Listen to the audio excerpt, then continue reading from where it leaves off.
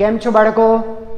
તો બાળકો આજે વિદ્યુત ભાર અને વિદ્યુત ક્ષેત્ર પ્રકરણ નંબર 1 નો ચોથો વિડિયો લેક્ચર.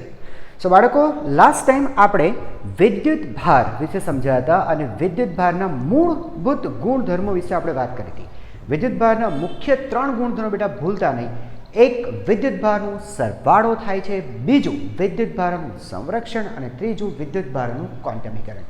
અચ્છા બેટા, વિદ્યુત ભારના ક્વોન્ટમીકરણ પર આધારિત પ્રશ્નો પૂછાઈ શકે, સમજાય છે? તો બેટા આપણે એક કામ કરશું, સૌપ્રથમ આપણે ક્વોન્ટમીકરણ પર આધારિત 2-3 પ્રશ્ન પહેલાં જોઈએ અને કોન્સેપ્ટ ક્લિયર કરી લઈએ અને ત્યાર પછી આજે ખૂબ અગત્યની થિયરી આજે આપણે ભણવાના છે અને તે છે કુલમ્બનો નિયમ. ઠીક છે? ઓકે, ચાલો સ્ટાર્ટ કરીએ. ઓકે, જો દરેક પરમાણુના ન્યુક્લિયસ પર 29 જેટલો વિદ્યુત ભાર હોય તથા સમગ્ર રીતે તાંબાના ગોળા પર +2 માઇક્રોકુલમ જેટલો વિદ્યુત ભાર આવેલો હોય તો તાંબાના ગોળા પરથી દૂર થતા ઇલેક્ટ્રોનનો અંશ અથવા ઇલેક્ટ્રોન મીન્સ કેટલા ફ્રેક્શન ઇલેક્ટ્રોન દૂર થયા હશે. પહેલાં તો એ જોઈ લો બેટા કે આ 2 ગ્રામ દળ ધરાવતા તાંબાના ગોળા પર ઇલેક્ટ્રોન કેટલા છે, પરમાણુ કેટલા છે તે મને કીધા છે. આ ગોળા પર આટલા પરમાણુ છે. પરમાણુના ન્યુક્લિયસમાં 29 જેટલો વિદ્યુત ભાર છે. હવે બેટા અહીંયા ધ્યાન આપજો, જે બેટા ધ્યાન આપજો. પરમાણુના ન્યુક્લિયસ પર હે ને, અહીંયા શું વાત કરે છે બેટા, ધ્યાન જો તો પરમાણુના ન્યુક્લિયસ પર 29 જેટલો વિદ્યુત ભાર છે. બરાબર, તમને ખબર છે બાળકો, ન્યુક્લિયસની ઉપર જે કંઈ પણ વિદ્યુત ભાર હોય એ ધન વિદ્યુત ભાર હોય, +29 બરાબર છે બાળકો. જોજો, ન્યુક્લિયસ પરનું વિદ્યુત ભાર જોજો બાળકો, વિદ્યુત ભાર એ બેટા ધન જ હોઈ શકે. એનો વિદ્યુત ભાર ધન જ હોઈ શકે. Due to what? કોને કારણે? કે બેટા તમને ખબર હશે, તે પ્રોટોન. બરાબર છે, પ્રોટોનને કારણે વિદ્યુત ભાર ધન હોય છે. હવે 29 તો બેટા જો E છે ને, એ પ્રોટોનનો વિદ્યુત ભાર છે બેટા. E જે ખરો બેટા એ પ્રોટોનનો વિદ્યુત ભાર છે. બરાબર, અને 29 આ છે ને બેટા કુલ વિદ્યુત ભાર છે. આ જે કીધું છે બાળકો એ કુલ વિદ્યુત ભાર છે કે ભાઈ ન્યુક્લિયસ પરનો કુલ વિદ્યુત ભાર 29. તો આ એક પ્રોટોનનો વિદ્યુત ભાર તો આ શું હશે? 29 શું હશે? 29 એ નંબર્સ ઓફ પ્રોટોન એટલે પ્રોટોનની સંખ્યા છે. યસ, પ્રોટોનની સંખ્યા છે. રાઈટ છે બાળકો? હવે તમને ખબર છે દરેક પરમાણુ પર જેટલા પ્રોટોન હોય એટલા જ ઇલેક્ટ્રોન હોય. તો બેટા તમને એક પરમાણુ પર ઇલેક્ટ્રોનની સંખ્યા પણ મળી ગઈ. આથી પરમાણુ પર કુલ ઇલેક્ટ્રોનની સંખ્યા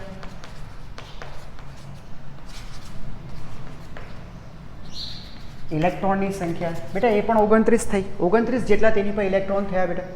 બરાબર છે. આ તો એક પરમાણુની વાત થઈ. તો 2 ગ્રામની અંદર આટલા પરમાણુ છે તો લખી શકાય કે 2 ગ્રામ દળના ગોળામાં કુલ ઇલેક્ટ્રોન કેટલા બેટા? કુલ કેટલા ઇલેક્ટ્રોન? એક પરમાણુ પર કેટલા? 29. અને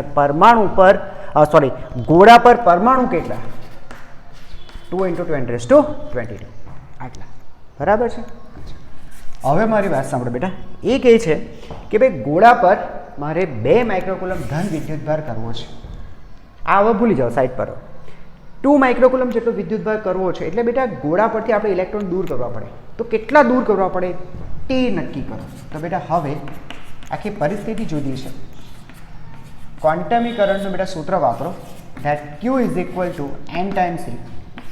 n બરાબર, Qની વેલ્યુ 2 માઇક્રોકુલમ બેટા ધ્યાન આપજો. માઇક્રો એટલે -6 અને છેદમાં E એટલે ઇલેક્ટ્રોનનો વિદ્યુત ભાર. આ ગણતરી કરો બેટા. એ તમને છે ને મળી જશે કે 2 માઇક્રોકુલમ વિદ્યુત ભાર લાવવા માટે કેટલા ઇલેક્ટ્રોન દૂર કરવા પડે. તો જે પણ તમારે આવશે તો આટલા ઇલેક્ટ્રોન દૂર કરવા પડે. વાતમાં સમજાઈ ગયું? તો આપણને એમ નથી પૂછ્યું કેટલા દૂર કરવા પડે, તો બેટા જવાબ આવી ગયો. પણ કેટલા ઇલેક્ટ્રોન, કેટલો અંશ દૂર કર્યો હશે. તો તમારી પાસે ટોટલ હતા કેટલા, તેની સરખામણીમાં તમે કેટલા દૂર કર્યા, બસ એ તમારી પાસે માંગ્યું છે. બરાબર, સાંભળજો બેટા. દૂર કરાતા દૂર કરાતા ઇલેક્ટ્રોન્સના અંશ અથવા ફ્રેક્શન બાળકો, અંશ અથવા તો ફ્રેક્શન કેટલા? તો તમારી પાસે છે કેટલા? હતા કેટલા? તો સર હતા આટલા ઇલેક્ટ્રોન, 29 × 2 × 10⁻20. એમાં તમે દૂર કેટલા કર્યા? સર આટલા, 2 / 1.6 × 10⁻². આ ઉપર જશે એટલે +13 થઈ જશે બાળકો. બસ આને કેલ્ક્યુલેટ કરો એટલે તમને જવાબ મળશે. એટલે જે કુલ સંખ્યા હતી આ બેટા કુલ સંખ્યા અને આટલા દૂર કરાયા, બરાબર. તો કુલ સંખ્યાના જેટલા દૂર કરો છો એટલા તમે એમ કહો કે ભાઈ આટલો ફ્રેક્શન અમે દૂર કર્યું. સમજાય છે? રાઈટ. એના પર્સન્ટેજ 100 વડે ગુણી નાખશો તો પર્સન્ટેજ પણ નીકળી જશે. સમજાઈ ગયું બેટા? ઓકે, આગળ જોઈએ. તો એક કામ કરો બેટા, પહેલાં તો 100 ગ્રામ દળ ધરાવતા પાણીની અંદર પાણીના અણુ કેટલા હશે તે પહેલાં નક્કી કરો બેટા. બરાબર છે? 100 ગ્રામ પાણીમાં H2O અણુઓની બેટા સંખ્યા નક્કી કરો. પછી બીજી વાત નક્કી કરશું. બરાબર? જો બેટા H2O ની વાત કરીએ ને, હે ને, તો બેટા 16 ને 2 18 ગ્રામ પર મોલ તેનો અણુભાર છે. આ તમને બેટા સમજાતું હશે. બરાબર? 2 અને આ 100, બરાબર, ટોટલ 18 ગ્રામ પ્રતિ મોલ અણુભાર. પાણીનો અણુભાર, બરાબર. એટલે 1 મોલ પાણી 18 ગ્રામ બરાબર થાય. રાઈટ બેટા? તો આપણે આમ લખી શકીએ કે 18 ગ્રામ એ 1 મોલ પાણીના અણુઓ થાય. તો આપણી પાસે છે બેટા 100 ગ્રામ, તો 100 ગ્રામ માટે કેટલા મોલ થાય? બરાબર છે? એટલે 100 / 18, બરાબર. આટલા મોલ પાણીના અણુ થાય બેટા. તો 100 ને 18 વડે ભાગીને આ મોલની બેટા કિંમત મૂકી દઈએ તો 6.023 × 10⁻23.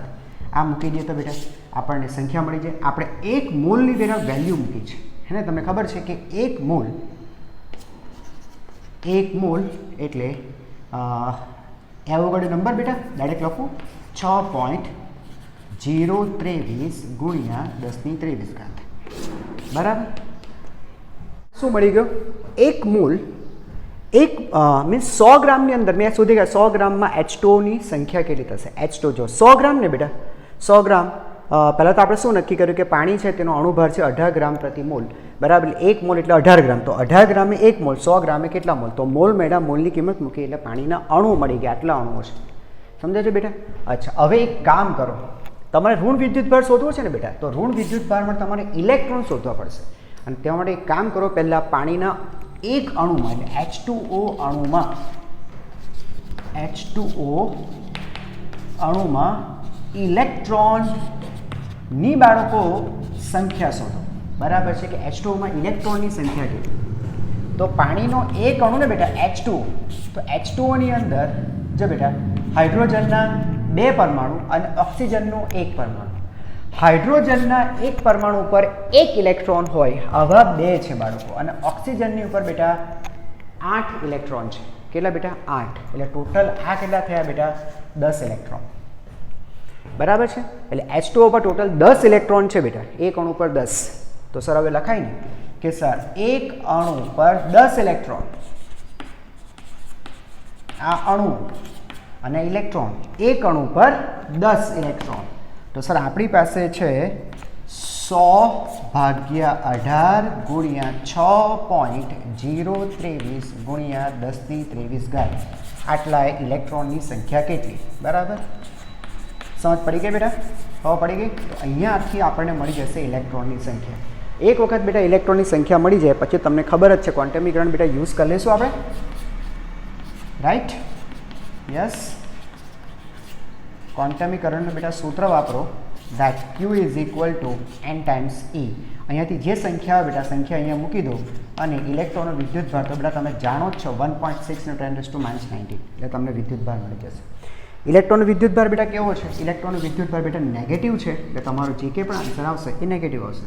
બરાબર? તો આ રીતે 100 ગ્રામ પાણીમાં રહેલા ઋણ વિદ્યુતભાર નક્કી કરી શકાશે. બરાબર? સમજાય ગઈ બાળકો?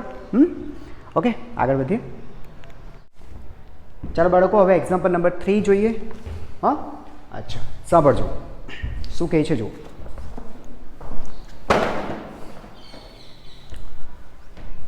બેટા, બે ગોળાઓ છે એ અને બી, એને એકબીજાના ભૌતિક સંપર્કમાં રાખેલા છે. હવે ગોળા એની નજીક અહીંયા એક ઋણ વિદ્યુત ભારિત બેટા સળિયો રાખ્યો છે, રાઈટ? ચાલો, હવે એ કહે છે કે આપણે આ બંને ગોળાને હવે સહેજ અલગ કરી દઈએ અને ત્યાર પછી આપણે સળિયાને પણ અલગ કરી દઈએ તો એ અને બી પર એની સ્થિતિ શું હશે, અથવા તેની પર કયા વિદ્યુત ભાર આવ્યા હશે. જો બેટા, મારી વાતને સાંભળો. પહેલાં તમે અહીં છે ને વાત સમજો. ફર્સ્ટ, આ બે ગોળાઓ એ અને બી, બરાબર? અહીંયા બેટા કોઈ સળિયો નથી, તો તમને ખબર છે એ અને બી વિદ્યુતની દ્રષ્ટિએ તટસ્થ છે, એટલે કે તેની ઉપર જેટલો ધન વિદ્યુત ભાર છે બાળકો, એટલો જ તેની ઉપર ઋણ વિદ્યુત ભાર. અને જો વિદ્યુત ભારની ગોઠવણી પણ એક સમાન ગોઠવણી છે, આમાં કોઈ પ્રોબ્લેમ નથી, બરાબર? યસ. નવસી બેટા, હવે એક કામ કરો. ફર્સ્ટ, ઓકે, અને આપણે નામ આપી દઈએ કે ભાઈ આ છે એક્ઝામ્પલ નંબર 3, ઠીક છે? ચાલો, હવે સેકન્ડ પરિસ્થિતિ હવે શું થશે બેટા? ધ્યાન આપજો. આ આપણા બે ગોળાઓ, બરાબર? હવે બેટા તમે ઋણ વિદ્યુત ભારિત સળિયો જો બેટા નજીક લાવશો ને તો શું થશે? ગોળા એમાં, એટલે આ એની નજીક છે ને બેટા, હે ને? તો એની અંદર એટલે જે ઋણ વિદ્યુત ભાર છે, તમને ખબર છે ઋણ વિદ્યુત ભાર અથવા ઇલેક્ટ્રોન બેટા, અથવા જે ઋણ વિદ્યુત ભાર છે એ ઋણ વિદ્યુત ભાર જ ગતિશીલ છે, બરાબર છે? ગતિશીલ છે. એટલે આની અંદર જે ઋણ વિદ્યુત ભાર છે બેટા એ અપાકર્ષણે દૂર તરફ જશે, બી તરફ જશે, બરાબર? એટલે પરિસ્થિતિ બેટા આ રીતે નિર્માણ પામશે. તમે લોકો બેટા ધ્યાનથી જોતા રહેજો. આ ઇલેક્ટ્રોન આગળ શિફ્ટ થશે અને આ જે ઇલેક્ટ્રોન છે અહીંયા આવશે, બરાબર છે? સમજાઈ ગયું? અને આ ઇલેક્ટ્રોન એ આગળ જશે, બરાબર? તમે સમજી ગયા છો કે અહીંયા આ ઇલેક્ટ્રોન આવે છે તો આ ઇલેક્ટ્રોન આગળ જતો રહે છે, એટલે અહીંયા કોઈ પરિસ્થિતિમાં ફેર નથી પડવાનો. સેમ થિંગ અહીંયા પણ આગળથી ઇલેક્ટ્રોન મેળવે છે અને એ પોતાની ઇલેક્ટ્રોન આગળ જવા દે છે, એટલે અહીંયા કોઈ પરિસ્થિતિમાં કોઈ ફેર પડવાનો નથી. જો બાળકો, એટલે ધન ઋણ એમ જ રહેશે. ધન અને ઋણ, આ ઋણ આગળ જતો રહે છે પણ આગળથી કોઈ ઇલેક્ટ્રોન મીન્સ ઋણ વિદ્યુતભાર નથી આવતો, એટલે આ તો પ્લસ જ રહેશે. અહીંયા જો ધન ઋણ, આ ઋણ ઘુમાવાતો નથી, ગોળામાંથી કે બહાર તો નથી જતા રહેવાનું બેટા, આમ તો જવાનું નથી, સમજાય છે? એટલો ત્યાં ત્યાં જ રહેશે, સમજાય છે? ઉપરાંત આ ઓર એક એક્સ્ટ્રા આવે છે, એટલે અહીંયા પરિસ્થિતિ બેટા આવી થશે પ્લસ માઇનસ માઇનસ, એટલે પરિણામે માઇનસ. સમજાઈ ગયું બેટા? ખ્યાલ આવી ગયો? આ ઋણ વિદ્યુત ભારિત સળિયો, એટલે અહીંયા તો કોઈ બેટા ફરક નથી પડતો, બરાબર? ફરક ક્યાં પડ્યો છે? એની ડાબી બાજુ આ સપાટી, બરાબર, ચોખ્ખો ધન અને અહીંયા ચોખ્ખો ઋણ થઈ ગયો બેટા. એ ખબર પડી? ચોખ્ખો ધન ચોખ્ખો ઋણ થયું. હવે બેટા તમે છે ને આને સહેજ અલગ કરી નાખો. જોઈએ ચોથી સ્થિતિ આપણે એવી રીતે બનાવીએ કે આ બંને ગોળાઓને આપણે સહેજ અલગ કરી નાખીએ. લો બેટા, અલગ કરી નાખીએ, બરાબર? ઋણ વિદ્યુત ભારિત સળિયો ફિલહાલ જગ્યા રહેવા દઈએ, સમજે છે? રાઈટ? તો બેટા સ્થિતિ આ રીતના હશે, આ પ્લસ આ માઇનસ, આ ગોળો એ ગોળો બી, એટલે એની જમણી બાજુ, ડાબી બાજુ સોરી, અને બીની જમણી બાજુ એ ઋણ હશે. અને બેટા હવે તમે એક કામ કરો, સળિયો પણ લઈ લો બેટા. આ સળિયો પણ લઈ લેશો ને એટલે આ છે ને જે ધન વિદ્યુતભાર તરફ આકર્ષાયેલો હતો, તમે સળિયો લઈ લેશો એટલે ત્યાંથી વિદ્યુતભાર આગળ જતો રહેશે, મીન્સ કે વિદ્યુતભારની એક સમાન રીતે વહેંચવી થઈ જશે. આ રીતે આખા ગોળામાં વિદ્યુતભાર, અહીંયા ધન વિદ્યુતભાર અને આમાં સમાન રીતે ઋણ વિદ્યુતભારની વહેંચણી થઈ જશે, બરાબર છે? એટલે આપણે એમ કહીશું કે એ જે ગોળો છે ધન વિદ્યુત ભારિત અને બી ગોળો ઋણ વિદ્યુત ભારિત બને છે. ઓકે, સમજાઈ ગઈ? તો બસ આટલા ઇનફ છે. અને તે ઉપરાંતના પ્રશ્નો તમારી પ્રેક્ટિસ માટે બેટા ડીપીપીમાં આપેલી છે, તો પ્લીઝ ડીપીપી ડાઉનલોડ કરી લેજો અને પ્રશ્નને સોલ્વ કરજો. ઓકે, રાઈટ છે?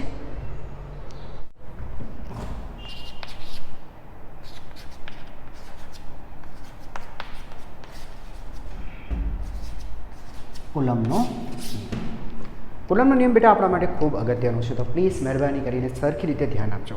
રાઈટ? ચાલો સાંભળજો બેટા. ફ્રેન્ચ વૈજ્ઞાનિક ચાર્લ્સ અગસ્ટીન કુલમ એમણે શું કર્યું? વિદ્યુત ભારો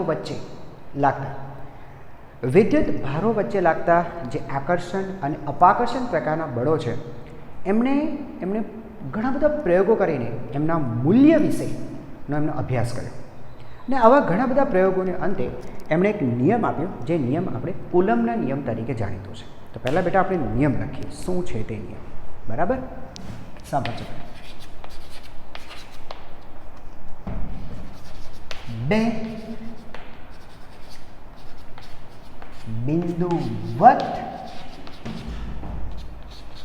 સ્થિર વિદ્યુતભારોની વચ્ચે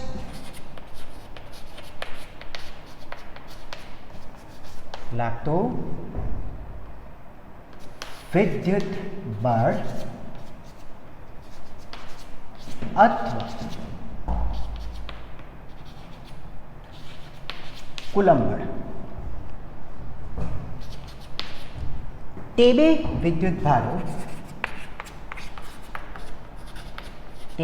વિદ્યુતભારો ના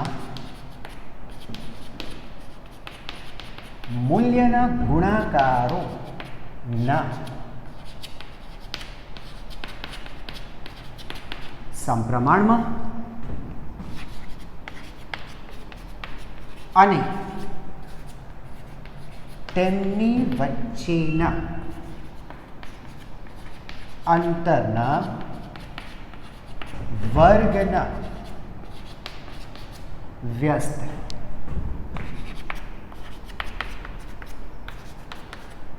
પ્રમાણમાં હોય છે. બહુ સિમ્પલ છે બેટા. બે બિંદુવત સ્થિર વિદ્યુત ભારો વચ્ચે લાગતો, જો બેટા બે શરત છે, શરત બંને બેટા યાદ રાખજો તો જ આ સાચું છે. એક વિદ્યુત ભારો બિંદુવત હોવા જોઈએ, બિંદુવત હોવા જોઈએ. હવે બિંદુવત વિદ્યુત ભાર કોને કહેવાય છે બેટા, એ વિશે આપણે ચર્ચા કરી છે. બરાબર છે. જે વિદ્યુત ભારિત જે બેટા પદાર્થો છે એમની જે સાઇઝ છે, સાઇઝ એટલે બેટા હું વાત કરું છું તેમના પરિમાણ વિશે.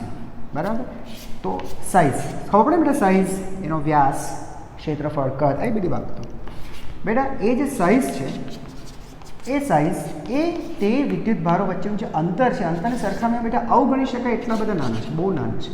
તો આવી સ્થિતિમાં આ વિદ્યુત ભારિત પદાર્થોને આપણે બિંદુવત વિદ્યુત ભાર કહી શકશું કે તેઓ બિંદુ સમાન છે. નથી આપણે કહેતા બેટા કે સૂર્ય અને પૃથ્વી વચ્ચેનું અંતરની સરખામણીમાં તેમના પરિમાણ અવગણ્ય છે, તો આપણે સૂર્ય અને પૃથ્વીને કણ લઈ લઈએ છીએ. એની જેમ જ બરાબર છે, અહીંયા આપણે વિદ્યુત ભારોને બિંદુવત લઈ શકશું. એક બરાબર શરત આ છે બેટા, અને બીજી શરત એ છે કે વિદ્યુત ભાર સ્થિર હોવા જરૂરી છે. વિદ્યુત ભાર સ્થિર હોવા જોઈએ. સમજાઈ ગયું બેટા? સ્થિર, ગતિમાં નહીં હોવા જોઈએ, સ્થિર હોવા જોઈએ, તો જ આ નિયમ સાચો છે. તો બેટા બે શરત છે, એ શરતો તમે યાદ રાખજો. વિદ્યુત ભાર બિંદુવત હોવા જોઈએ અને બીજું તે સ્થિર હોવા જોઈએ. હવે શું કહે છે, તો તેમની વચ્ચે લાગતું વિદ્યુત બળ અથવા તો કુલંબ બળ, હે ને, તે શું કહે છે, વિદ્યુત ભારોના મૂલ્યોના ગુણાકારના સમપ્રમાણમાં. ચાલો બેટા સમજો, મારી પાસે બે વિદ્યુત ભાર છે જેમના મૂલ્ય છે Q1 અને Q2, અને આ વિદ્યુત ભારો વચ્ચેનું જે અંતર છે એ અંતર માની લો કે આ છે. સમજે છે? તો તમને ખબર છે, ફોર એક્ઝામ્પલ બે આગળ સજાતીય વિદ્યુત ભારો છે, એક જેવા વિદ્યુત ભારો છે, તો તમને ખબર છે તેમની વચ્ચે અપાકર્ષણ પ્રકારનું બળ લાગતું હોય છે. તો આ જે બળ છે બેટા, એ બળ એ વિદ્યુત ભારોના મૂલ્યોના ગુણાકારના સમપ્રમાણ, મૂલ્યના ગુણાકારના સમપ્રમાણ. બરાબર, અહીં આપણે મૂલ્ય લખી દઈએ બસ, કારણ કે ધન પણ હોઈ શકે, ઋણ પણ હોઈ શકે. બરાબર છે. તો એવા કેસમાં બેટા અહીંયા સંજ્ઞા પણ આવે, પણ આપણે સંજ્ઞા ધ્યાનમાં નથી લેવાના, અત્યારે મૂલ્ય લઈએ. તો મૂલ્યના ગુણાકારના સમપ્રમાણમાં અને તેમની વચ્ચેનું જે અંતર છે એ અંતરના વર્ગના વ્યસ્ત પ્રમાણમાં હોય છે. આ છે બેટા નિયમ. બરાબર, તમે સમજી ગયા સર? આ તો વર્ગ વ્યસ્તનો જે નિયમ છે, હા ને, વર્ગ વ્યસ્તનો જે નિયમ છે એ વર્ગ વ્યસ્ત નિયમ તો ન્યૂટનના ગુરુત્વાકર્ષણના સાર્વત્રિક નિયમ જેવો છે. યસ, વર્ગ વ્યસ્ત. આ તો સર અમને બરાબર ને ન્યૂટનનો ગુરુત્વાકર્ષણનો સાર્વત્રિક નિયમ, ન્યૂટનના ગુરુત્વાકર્ષણના સાર્વત્રિક નિયમ જેવો લાગે છે. યસ, બરાબર છે. એ ઓલમોસ્ટ એ નિયમ પરથી જ તૈયાર કરેલો નિયમ છે એમ કહી શકાશે. સમજાય છે? તો બેટા આ રીતના યાદ રાખો કે મૂલ્યના ગુણાકારના સમપ્રમાણમાં તેમની વચ્ચેના અંતરના વર્ગના વ્યસ્ત પ્રમાણમાં હોય છે. બરાબર. ઓર એક વસ્તુ બેટા, બળની દિશા વિદ્યુત ભારોને જોડતી રેખા પર હોય છે. અહીંયા લખી દઉં છું, ઓકે, કે બળોની દિશા વિદ્યુત ભારોને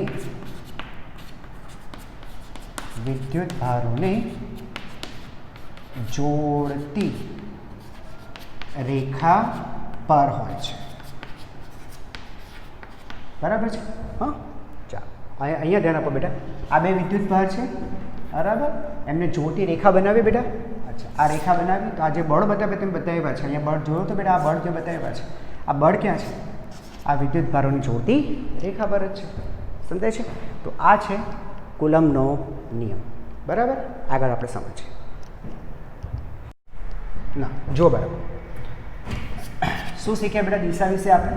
આ બે વિદ્યુત ભારો છે, Q1 અને Q2. આ વિદ્યુત ભારોની જોડતી રેખા. હવે માની લો કે બેટા આ બંને સમાન વિદ્યુત ભારો છે, બરાબર, એક જેવા વિદ્યુત ભારો છે. તો બળની દિશા કઈ રીતે હશે બેટા? આ વિદ્યુત ભારોને જોડતી રેખા પર હશે. સમજાય છે? આને કઈ આ રીતે કહીશું, 1 પર 2 વડે લાગતું બળ, બરાબર, અને 2 પર 1 વડે લાગતું બળ. જો કે બેટા આગળ જઈને આપણે સાબિત કરશું, ચિંતા નહીં કરો, કે બંનેના મૂલ્ય સરખા જ હોય છે, હે ને? આ આપણે પછી સાબિત કરશું. બળની દિશા વિશે ખબર પડી ગઈ? બરાબર છે. એક વસ્તુ બેટા તમને સમજાવવું છે, જ્યાં ધ્યાન આપજો. આ બળોનું જે માન છે ને, માન મેળવવા માટે કે ભાઈ કેટલું બળ લાગે છે, તો બળનું મૂલ્ય મેળવવા માટે એમને વર્ડ બેલેન્સ અથવા તો ટોર્શન બેલેન્સનો બેટા એને ઉપયોગ કર્યો હતો. બરાબર. સાંભળજો, બળનું મૂલ્ય નક્કી કરવા માટે બરાબર છે, ટોર્શન બેલેન્સ,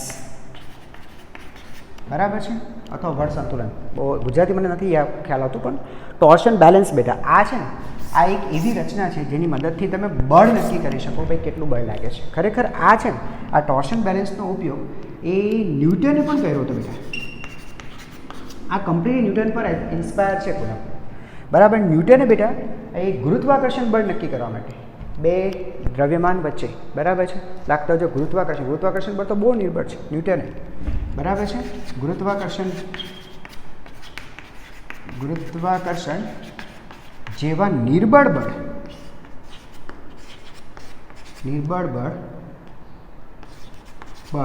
માપવા માટે કર્યો હતો બેટા. સર નિર્બળ કેમ કહો છો? ગુરુત્વાકર્ષણ બળ બેટા સૌથી નિર્બળ બળ છે, રાઈટ. ગુરુત્વાકર્ષણ બળ એ સૌથી નિર્બળ, ચાર જે મૂળભૂત બળો છે ને, મૂળભૂત બળોમાં સૌથી નિર્બળ બળ છે. તે પણ ટોર્શન બેલેન્સથી માપી શકાયો હતો. આ તો બેટા છે ને વિદ્યુત ચુંબકીય બળ, જે આપણે વિદ્યુત બળની વાત કરીએ છીએ, કુલમ્બ બળ, એના તો અનેક ગણું વધારે છે ગુરુત્વાકર્ષણ બળ કરતાં, તો અનેક ગણું વધારે છે. જોકે વિદ્યુત બળ કરતાં પણ વધારે પ્રબળ એ પ્રબળ ન્યુક્લિયર બળ છે. તેની ચર્ચા આપણે પછી કરશું. પણ આ બસ તમારી જાણકારી માટે કે ટોર્શન બેલેન્સનો ઉપયોગ ન્યૂટને પણ કર્યું હતું ગુરુત્વાકર્ષણ બળ જેવા નિર્બળ બળ માપવા માટે. બરાબર છે. એક વસ્તુ બીજી તમને હું કહું, મજા આવશે તમને લોકોને, સાંભળજો. કુલમ્બે બેટા જ્યારે આ પ્રયોગ કર્યા ને એ વખતે વિદ્યુત ભારને માપવા માટેનું એકમ કુલમ્બ વ્યાખ્યાયિત થયો ન હતો. એટલે વિદ્યુત ભારને માપી નહીં શકાતા હતા ટૂંકમાં. સાંભળજો, હું તમને શું કહું છું બેટા, કુલમ્બના સમયમાં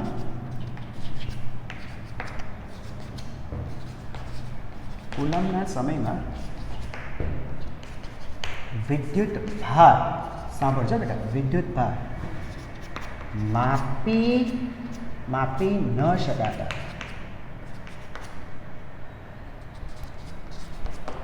બરાબર છે. ટૂંકમાં તેનું એકમ વ્યાખ્યાયિત ન હતો. હું તમને એમ કહેવા માંગુ છું બેટા, ટૂંકમાં તેનો એકમ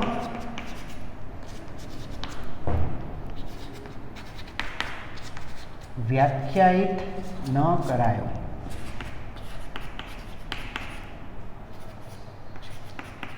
તો સર વસ્તુ જે વિદ્યુત ભાર છે સર માપી જ ન શકાતો હોય, એનો એકમ જ ન આપ્યો હોય, તો પછી આ કઈ રીતે અમને સાબિત કર્યું કે જે બળ છે એ વિદ્યુત ભારોના મૂલ્યોના ગુણાકારના સમપ્રમાણ. મૂલ્ય તો માપી નથી શકાતા, હે ને? સમજાય છે? ખરેખર આ વસ્તુ પણ જાણવા જેવી છે. આ બધી વસ્તુ બેટા ખાલી તમને શું છે ને ફીલ લાવવા માટે, બરાબર છે, બીજું કંઈ પરીક્ષા દ્રષ્ટિએ કે અગત્યનું નથી. સાંભળજો બેટા, એકચ્યુઅલી એમણે શું કર્યું, આ તો બેટા છે ને તમે લોકોને તમારો કોન્સેપ્ટ બહુ વ્યવસ્થિત ક્લિયર થાય એટલે બધી નાની નાની બાબતો પણ તમને બતાવું છું. સાંભળજો બેટા, એમણે શું કર્યું બેટા, એક જેવા બે ઘોડાઓ લીધા. સાંભળજો બેટા, એક જેવા બે ઘોડાઓ લીધા, એક જેવા. હા, ધ્યાન આપજો, દરેકે દરેક વસ્તુ બેટા હું લખું પણ છું. એક જેવા બે ઘોડા લીધા, તને પાછળ તમે સમજાવીશ શા માટે. એક જેવા બે ઘોડા લીધા, બંને વિદ્યુતભાર છે. સોરી, એક જેવા બે ઘોડા લીધા, શરૂઆતમાં કોઈ વિદ્યુતભાર નથી, આમ વેરી સોરી. એક જેવા બે ઘોડા લીધા. હવે પ્રથમ ઘોડો એની પર કોઈ વિદ્યુતભાર છે. કેટલું વિદ્યુતભાર છે માપી શકાતો નહીં તો કેમ ખબર પડે? એટલે મને એટલું ખબર છે કે આ આની પર કંઈક વિદ્યુતભાર છે. ચાલુ છે.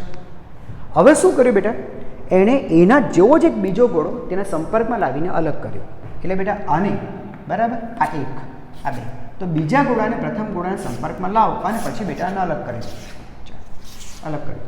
તમને ખબર છે એક જેવા બે ઘોડા હોય, હે ને, આને ખબર છે ચાર્જિંગ બાય કન્ડક્શન કહેવાય છે. ચાર્જિંગ બાય કન્ડક્શન, સંપર્ક દ્વારા વસ્તુને વિદ્યુતભારિત કરી શકાય છે. તો આના પરનો બરાબર અડધો વિદ્યુતભાર ટ્રાન્સફર થઈ જાય છે. એ વસ્તુ તો બેટા આપણે તમને આગળ પણ શીખવાડી છે.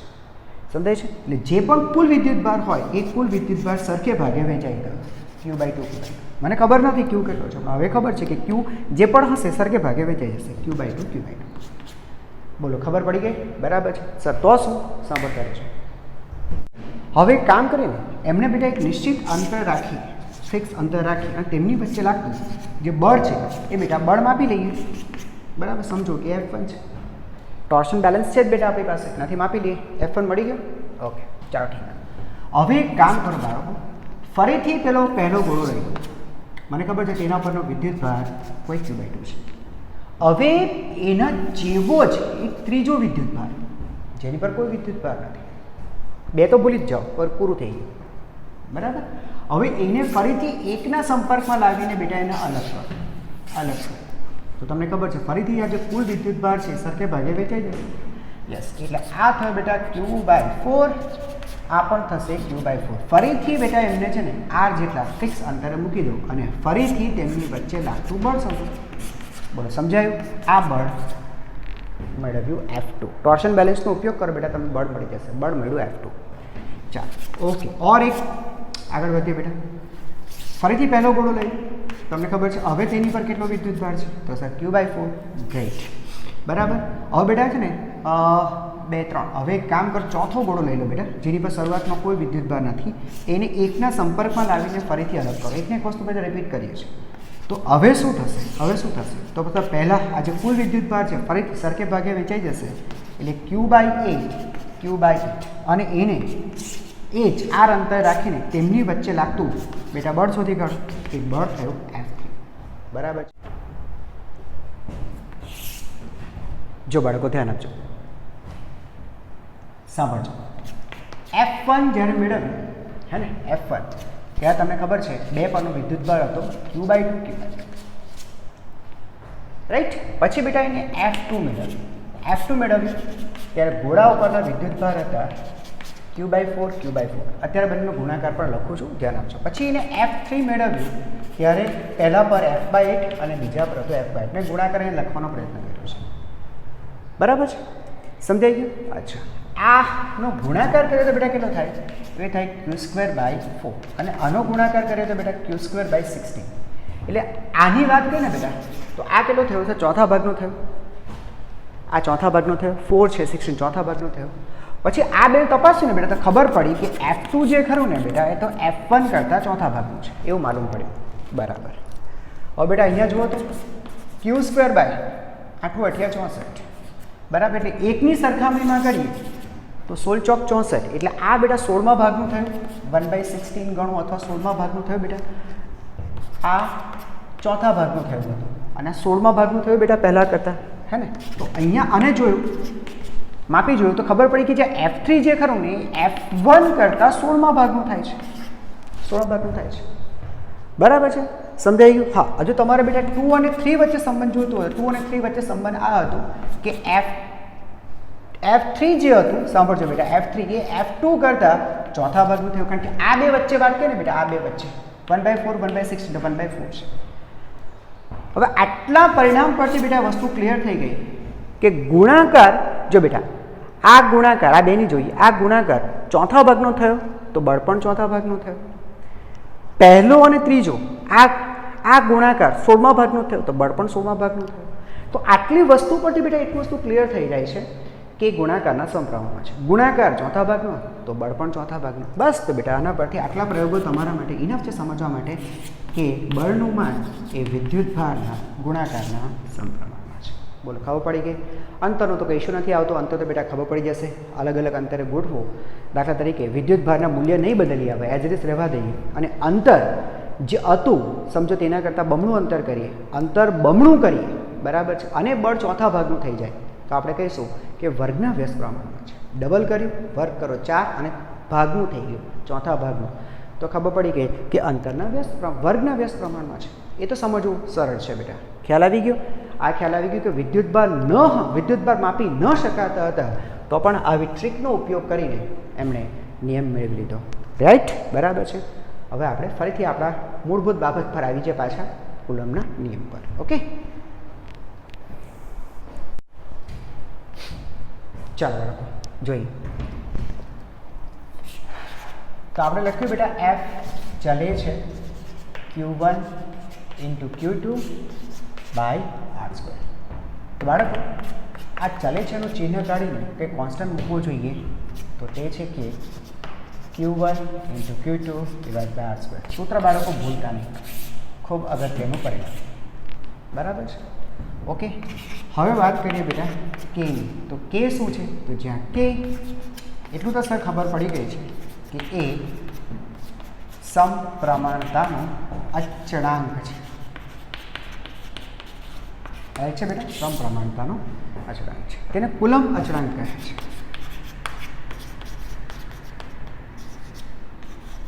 તેને કુલમ્બ અચળાંક કહે છે. બરાબર બેટા? Kની વાત કરીએ ને, કે બે બાબતો પર બેટા આધાર રાખે છે. બે બાબતો પર આધાર રાખે છે. એક એકમ પદ્ધતિ પર, કે તમે કે કઈ એકમ પદ્ધતિમાં માપો છો, બરાબર, અને બીજું બે વિદ્યુતભારો વચ્ચેના માધ્યમ પર બેટા આધાર રાખે છે. આ વસ્તુ ભૂલતા નહીં. બરાબર છે? અચ્છા, સાંભળજો. બે વિદ્યુતભારો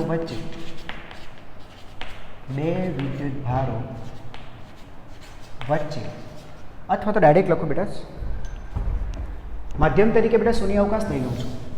રાઈટ છે? એ કહે છે ને બેટા માધ્યમ પર આધાર રાખે છે, માધ્યમ તરીકે શૂન્ય અવકાશ લઈ લઉં છું. રાઈટ? તો શૂન્ય અવકાશ માટે Kનું SI મૂલ્ય છે બેટા 8.9875 × 10⁹ ન્યૂટન ×મીટર² પર કુલમ્બ સ્ક્વેર. આ વેલ્યુ બેટા તમારે યાદ રાખવાનું. જો બેટા અહીંયા બે વસ્તુનો મેં ઉલ્લેખ કર્યો છે. એક કયા માધ્યમમાં છે અને કઈ પદ્ધતિમાં છે, એકમ પદ્ધતિમાં છે. એકમ પદ્ધતિ અને માધ્યમ પર આધાર રાખે છે. તો અવકાશ માટે Kનું મૂલ્ય SI મૂલ્ય છે બેટા 8.9875 × 10⁹. બરાબર? જ્યાં સુધી વાત એકમની છે તો બેટા Kને અહીંયા કરતાં બનાવો તો ઓટોમેટિક ખબર પડી જશે ન્યૂટન, આ ઉપર જશે મીટર², બે વખત વિદ્યુતભાર છે એટલે કુલમ્બ સ્ક્વેર.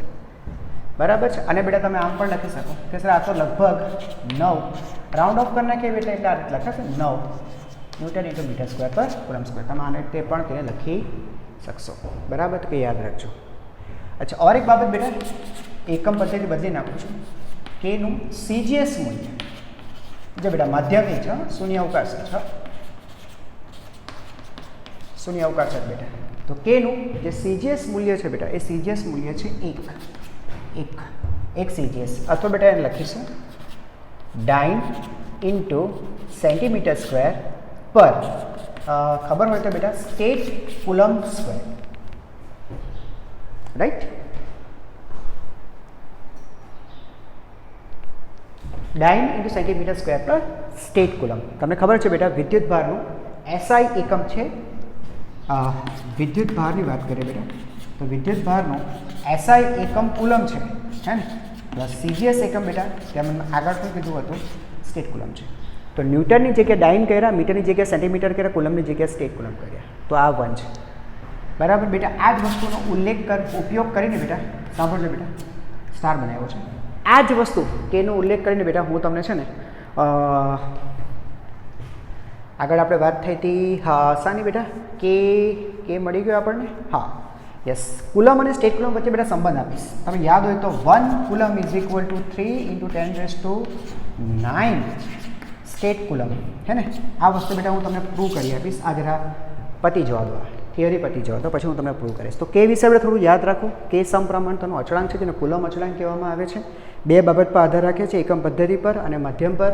શૂન્ય અવકાશ માટે એસઆઈ એકમ પદ્ધતિમાં તેનું મૂલ્ય છે લગભગ 9 × 10⁹ અને સીજીએસ મૂલ્ય છે બેટા 1, રાઈટ છે. હા, આગળ વધીએ છીએ બાળકો, ધ્યાન આપજો. જો બાળકો વિદ્યુતને લગતા સૂત્ર જે ખરા, વિદ્યુતને લગતા સૂત્રની સરળતા માટે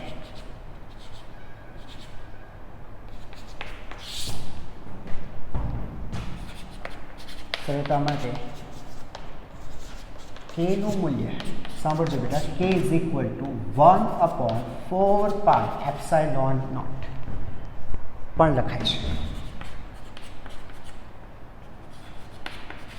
બરાબર બેટા, ધ્યાન રાખજો, પણ લખાય છે. આ પણ યાદ રાખજો, કે ઇઝ ઇક્વલ ટુ 1/4πε0. ભૂલતા નહીં બેટા. ઓકે સર, 4π તો સમજાય છે, આ એપ્સાઇલોન નોટ શું છે?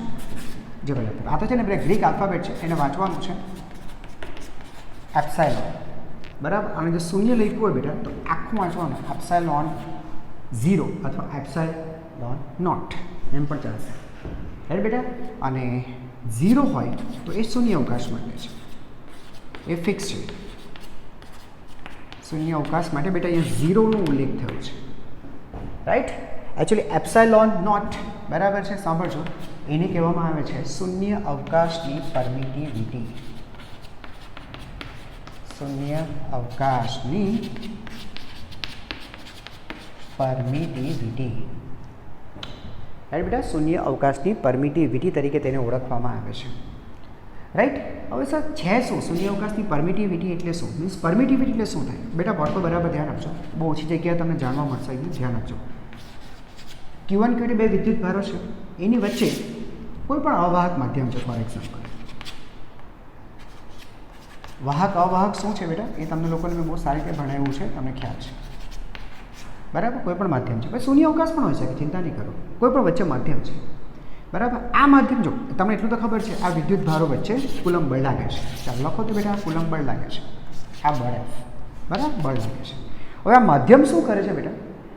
માધ્યમ શું કરે છે? પોતે ક્ષેત્ર તૈયાર કરે છે, ક્ષેત્ર તૈયાર કરે છે, અથવા પોતે એક ક્ષેત્ર પરમિટ કરે છે. પરમિટ કરવું એટલે તૈયાર કરવું, બરાબર બેટા, એક જ વાત છે, પરમિટ કરવું અથવા તૈયાર કરે છે, સમજાય છે. અને એ શું કરશે?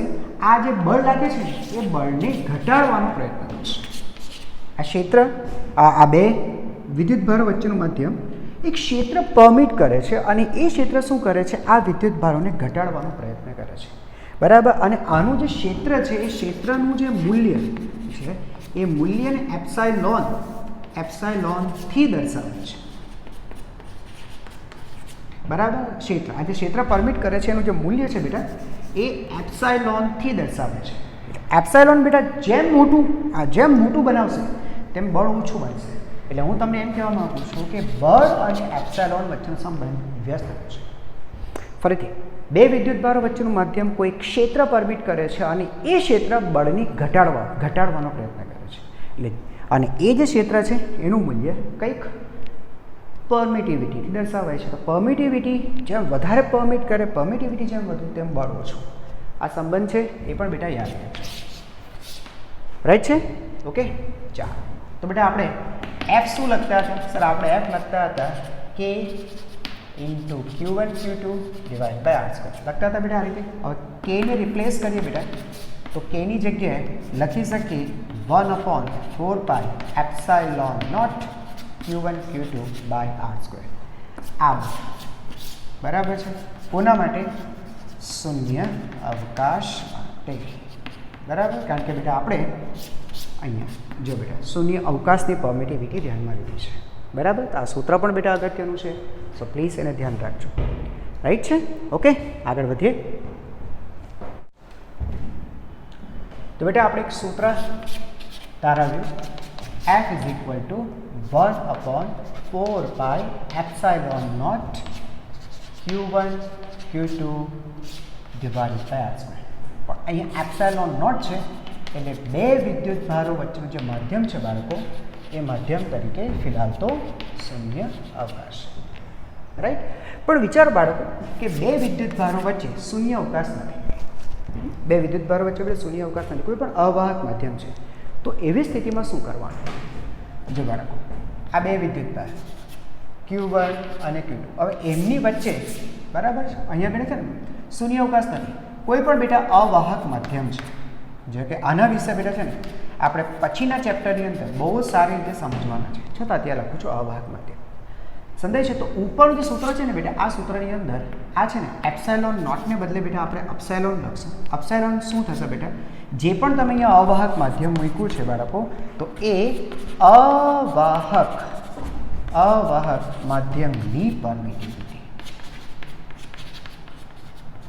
હા બેટા ધ્યાન રાખજો, અવાહક માધ્યમ પર માધ્યમ બદલાઈ ગયું. મેં તમને કીધું પણ હતું કે કે જે ખરું કે આ આખું શું છે બેટા? આખું કમ્પ્લીટ છે શું? આ કે છે ને બેટા, યાદ કરો કે છે. તો કે તમને ખબર છે બેટા માધ્યમ પર આધાર રાખે છે. ચલો માધ્યમ બદલાઈ ગયું એટલે આ જે છે ને આ રાશિ એ માધ્યમ પર આધારિત છે, એટલે કે માધ્યમ પર છે આધાર રાખે છે. સમજાય છે? તો હું લખીશ બળ FM. FM એટલે શું બેટા? M એટલે મીડિયમ. હા ને બેટા, અહીંયા M નો અર્થ મીડિયમ કરવાનો. સમજાય છે? એટલે બે વિદ્યુત ભારોને બરાબર છે કોઈ અવાહક માધ્યમમાં રાખતા, કોઈ માધ્યમ બરાબર માધ્યમમાં રાખતા તેમની વચ્ચે લાગતું બળ.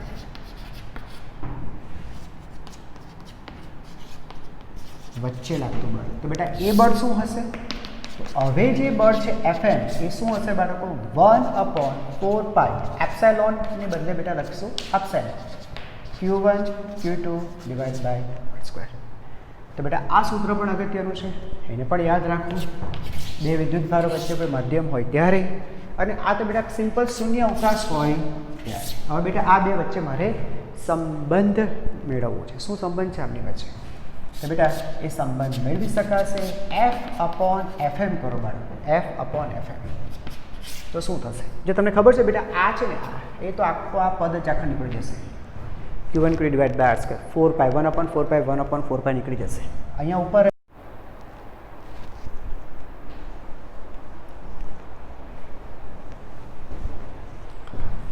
ખ્યાલ બેટા બાળકો, અહીંયા 1/ε નોટ રહેશે અને અહીંયા 1/ε.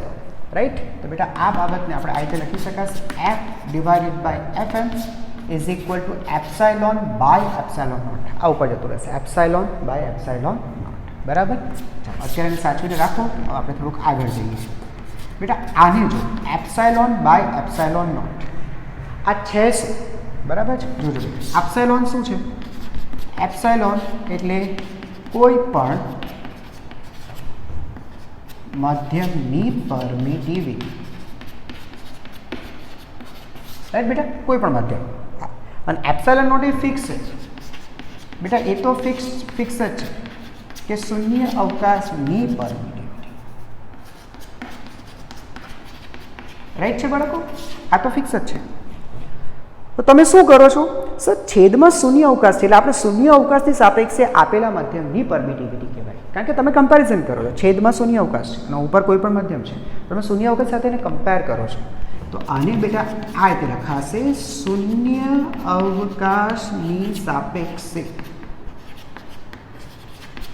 સાપેક્ષે આપેલા મધ્યમની પરમિટિવિટી, આપેલા મધ્યમની પરમિટિવિટી. બરાબર, શૂન્ય અવકાશ સાપેક્ષે આપેલા મધ્યમની પરમિટિવિટી. બેટા એટલે જ અહીંયા નામ આપ્યું છે તેને સાપેક્ષ પરમિટિવિટી, આપેલા મધ્યમની સાપેક્ષ પરમિટિવિટી, અને એની સંકેત છે એપ્સિલોન આર. હા બાળકો જોજો હવે. તો બાળકો આપણે અહીંયા સુધી પહોંચ્યા હતા. F divided by FM is equal to epsilon by epsilon not. મેં તમને બેટા શીખવાડ્યું એપ્સિલોન બાય એપ્સિલોન નોટ એટલે શૂન્ય અવકાશની પરમિટિવિટીની સાપેક્ષે આપેલા મધ્યમની પરમિટિવિટી, એટલે એને કહીશું મધ્યમની સાપેક્ષ પરમિટિવિટી. ખબર પડી ગઈ બેટા? યસ. તો આપણે એક કામ કરીએ બાળકો, જે પદ છે એફ બાય એફએમ એને આપણે કહી શકું એપ્સિલોન આર. બરાબર બેટો? ઓર એક નામ છે બેટા કે. આ કેપિટલ છે બેટા, જો નાની સરખી બાબતો પણ હું લખું છું બેટા. પેલો સ્મોલ કે હતો અને આ કેપિટલ કે છે, રાઈટ છે બેટા? આને કહેવામાં આવે છે મધ્યમનો ડાઇલેક્ટ્રિક અચળાંક.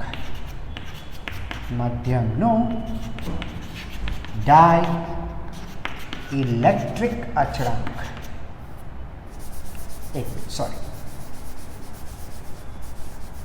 મધ્યમનો ડાઇલેક્ટ્રિક અચળાંક તરીકે ઓળખાય. આના વિશે બેટા ચેપ્ટર નંબર 2 ની અંદર બહુ વિગતે આપણે ભણશું. ડાઇલેક્ટ્રિક અચળાંક તરીકે તેને ઓળખીશું. બરાબર? જોજો બેટા, આ એકમ રહિત છે, કોઈ એકમ નથી. બરાબર? અને બેટા કોઈ એકમ નથી, એકમ રહિત છે. જો ને બેટા, બળના છેદમાં બળ એ તો ગુણોત્તર છે, સાપેક્ષ છે, કે ભાઈ આની સાપેક્ષે આટલું છે. રાઈટ છે બેટા? ઓકે. તો બેટા આપણે અહીંયા લખી શકાશે F divided by FM is equal to K. બરાબર છે? ધ્યાન આપજો બેટા, ઓલમોસ્ટ પૂરું થઈ ગયું છે હવે. તો FM is equal two, FM બેટા કરતા બનાવીએ તો લખી શકાશે બેટા એફ બાય કે. લખી શકાશે બાળકો એફ બાય કે. રાઈટ બેટા? એફ બાય કે. રાઈટ? સૂત્ર બેટા યાદ રાખજો, ખૂબ અગત્યનું. એટલે આ શું કહેવા માંગે છે? આ શું કહેવા માંગે છે બેટા? મધ્યમમાં બે વિદ્યુતભારો વચ્ચે લાગતું અંતર, બળ, એ બળ એ શૂન્ય અવકાશમાં તેમની વચ્ચે લાગતા બળ કરતાં કેમાં ભાગનું હોય છે. બરાબર છે? બે પરિસ્થિતિ જોજો બેટા, બે પરિસ્થિતિ જો. બે વિદ્યુતભારો Q1 અને Q2 એમની વચ્ચેનું અંતર છે આ. આપણે ખાલી બેટા માધ્યમ ચેન્જ કરવાનું છે. પહેલા કિસ્સામાં બેટા અહીંયા શૂન્ય અવકાશ રાખ્યું છે, સમજાય છે? બીજી વખતે બેટા એ જ વિદ્યુતભાર નથી ચેન્જ કરતા, નથી તેમની વચ્ચેનું અંતર ચેન્જ કરતા. યસ. હવે એટલું છે બેટા, બે વિદ્યુતભારો વચ્ચે કોઈ માધ્યમ, અવાહક માધ્યમ મૂકી દીધું છે. એટલે આ સ્થિતિમાં જે બેટા બળ લાગે છે, બળ F છે. આ સ્થિતિમાં જે બળ લાગે છે FM છે. આ કહે છે કે FM એ F કરતાં કેમાં ભાગનું છે, અથવા 1/k ગણું છે. બધું એક જ થયા બેટા, કેમાં ભાગનું. બરાબર છે? અથવા તો 1/k ગણું, એક જ થાય. સમજ પડી ગઈ બેટા? ખ્યાલ આવી ગયો? રાઈટ? અચ્છા. ઓછું, હવે ઓછું થશે કે વધારે થશે, કે ના મૂલ્યો પરથી બેટા તમને ખબર પડશે કે ભાઈ વચ્ચે મધ્યમ આવી જાય તો બળ વધે કે ઘટે. એ તો બેટા કે પરથી જ ખબર પડે. કેની વેલ્યુ જો 1 કરતાં વધારે હોય, હે ને, તો બળ ઓછું થઈ ગયું કહેવાય. મધ્યમ પર લાગતું બળ શૂન્યાવકાશના બળ કરતાં ઓછું. લાઈક ક્યારેક કેની વેલ્યુ 2 છે તો અડધું થઈ ગયું. પણ કેની વેલ્યુ લેસ ધેન 1 હોય, 1 કરતાં ઓછી, ફોર એક્ઝામ્પલ 0.1 છે, 0.1 છે તો ઉપરથી 10 થશે તો બળ વધી પણ જાય. એ ડિપેન્ડ કરે કે તમારું કેની વેલ્યુ કેવી છે. હવે આપણે કેની વેલ્યુની પણ ચર્ચા કરી લખીએ. ઓકે? જો બાળકો,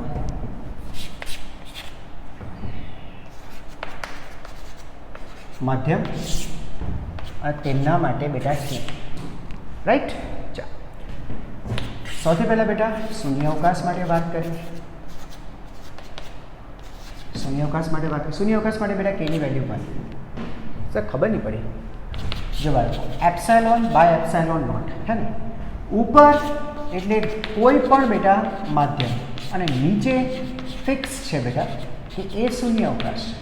આ તો બદલવાનું નથી, આ તો ફિક્સ છે બેટા, આ તો ફિક્સ છે, આ વેરિયેબલ છે. હવે તો મધ્યમ તરીકે શૂન્ય અવકાશ કરો, ઉપર પાછું શૂન્ય અવકાશ લેશો, ઉપર એટલે પાછું એપ્સિલોન નોટ કેન્સલ. પણ તમે શૂન્ય અવકાશની સાપેક્ષે મધ્યમની પરમિટિવિટી માપો છો, તો મધ્યમ તરીકે પાછો શૂન્ય અવકાશ શોધો, એટલે શૂન્ય અવકાશની સાપેક્ષે શૂન્ય અવકાશ તો આપણે 100% જ થાય ને, 100% થાય, રાઈટ છે. ઓકે, બીજું વાત કરીએ બેટા હવાની, તો હવા માટે બેટા કેની વેલ્યુ છે 1.0006 વિચ ઇઝ નિયર અબાઉટ 1, લગભગ એટલું જ છે. એટલે શૂન્ય અવકાશ હતો હવા માટે સરખું જ છે 1. હા, ચાલો તો હવે વાત કરીએ નંબર 3. કોઈ પણ અવાહક માધ્યમની વાત કરીએ. અવાહક માધ્યમ માટે કેની વેલ્યુ ગ્રેટર દેન 1, બરાબર, 1 કરતાં મોટી હોય. હવે 1 કરતાં મોટી હોય બેટા કોણ, તો Fm is equal two F/K. મેં તમને કીધું બેટા કેની વેલ્યુ 1 કરતાં મોટી હોય, ઓકે, તો that implies Fm is less than F. એટલે શૂન્ય અવકાશના બળ કરતાં બળ ઓછું થઈ જશે. એટલે બળ ઘટાડવું હોય તો વચ્ચે અવાહક માધ્યમ મૂકી દો, રાઈટ. અને બેટા ફાઇનલી હવે વાત કરીએ સુવાહકો માટે. જેમ કે ધાતુની વાત કરીએ બેટા, કોઈ ધાતુ મૂકી દઈએ તો એના માટે કેની વેલ્યુ ખૂબ મોટી, બરાબર, એવું કહેવાય છે કે લગભગ અનંત છે, અનંત, બરાબર. હવે અનંત હોય તો Fm is equal two F/K, કે અનંત હોય, બરાબર છે, તો આ વેલ્યુ બરાબર છે નિયર અબાઉટ બેટા 0 થઈ ગઈ, લગભગ 0 થઈ, બળ લાગશે જ નહીં, બરાબર, બળ લાગશે જ નહીં. સર એવું કેવી રીતે હોઈ શકે, બતાવો બેટા, તમને સમજાવું, બોર્ડ પર બેટા ધ્યાન આપજો. સમજો બેટા, આ એક વિદ્યુતભારિત પ્લેટ છે, સમજો આ બેટા ધન વિદ્યુતભારિત પ્લેટ છે પ્લસ Q, અને આ સમજો તેટલો જ ઋણ વિદ્યુતભારિત પ્લેટ છે, વિચારી લો, એ રીતના છે, બરાબર છે.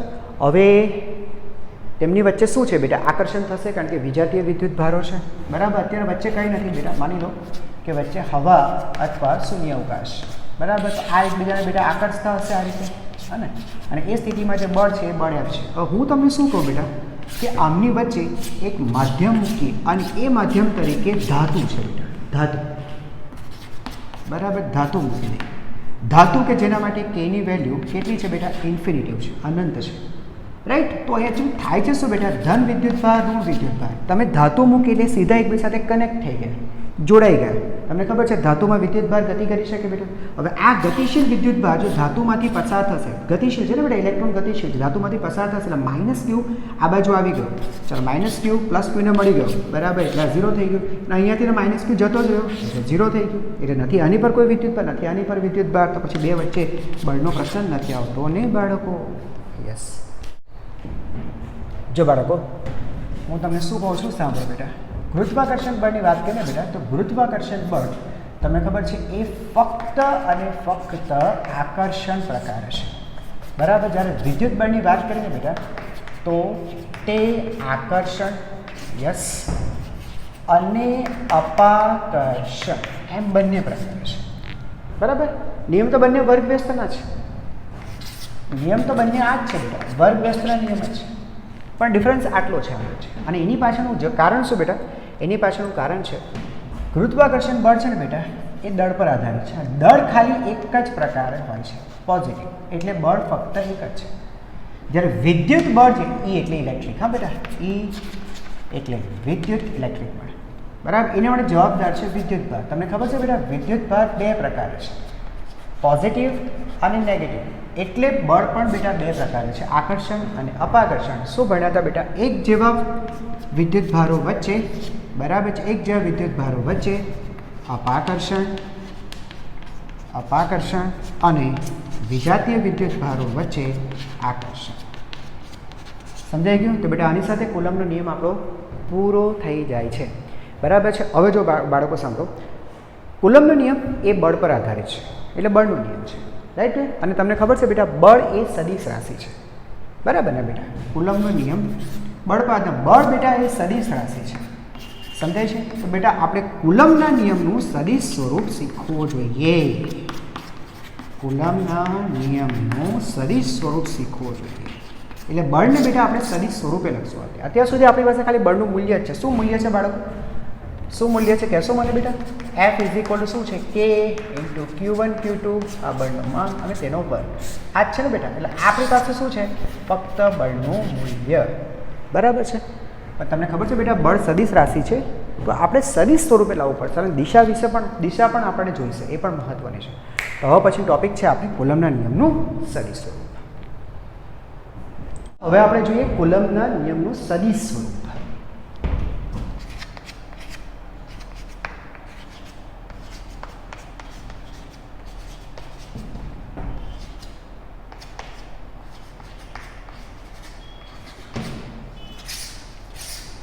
નિયમનું સદિશ સ્વરૂપ.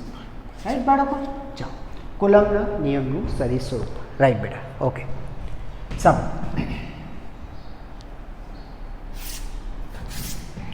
જો બેટા આ યામાક્ષનું ઉગમ બિંદુ યામાક્ષ તૈયાર કર્યું છે બેટા.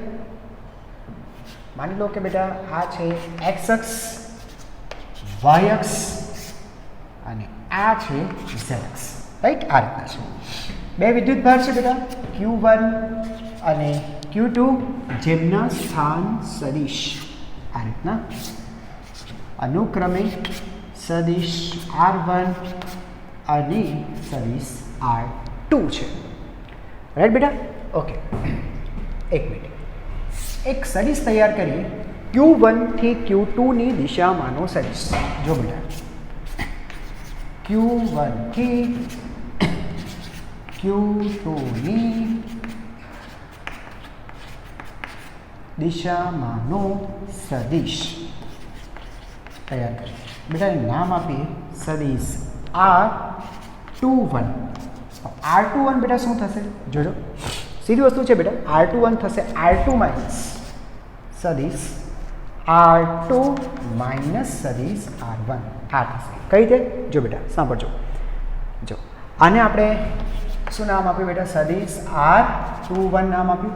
બરાબર? હવે અહીંયા જો તો બેટા અહીંયાથી સ્ટાર્ટ કરીએ તો O થી સ્ટાર્ટ કરીએ તો આ સદિશ R1. હવે એની શીર્ષ પર R21 ની પૂછ છે, તો શીર્ષ પર પૂછ આવે, સમજાય છે? તો આ જે ત્રીજો જે સદિશ છે એ સદિશ પરિણામી સદિશ થશે. એટલે ઇન શોર્ટ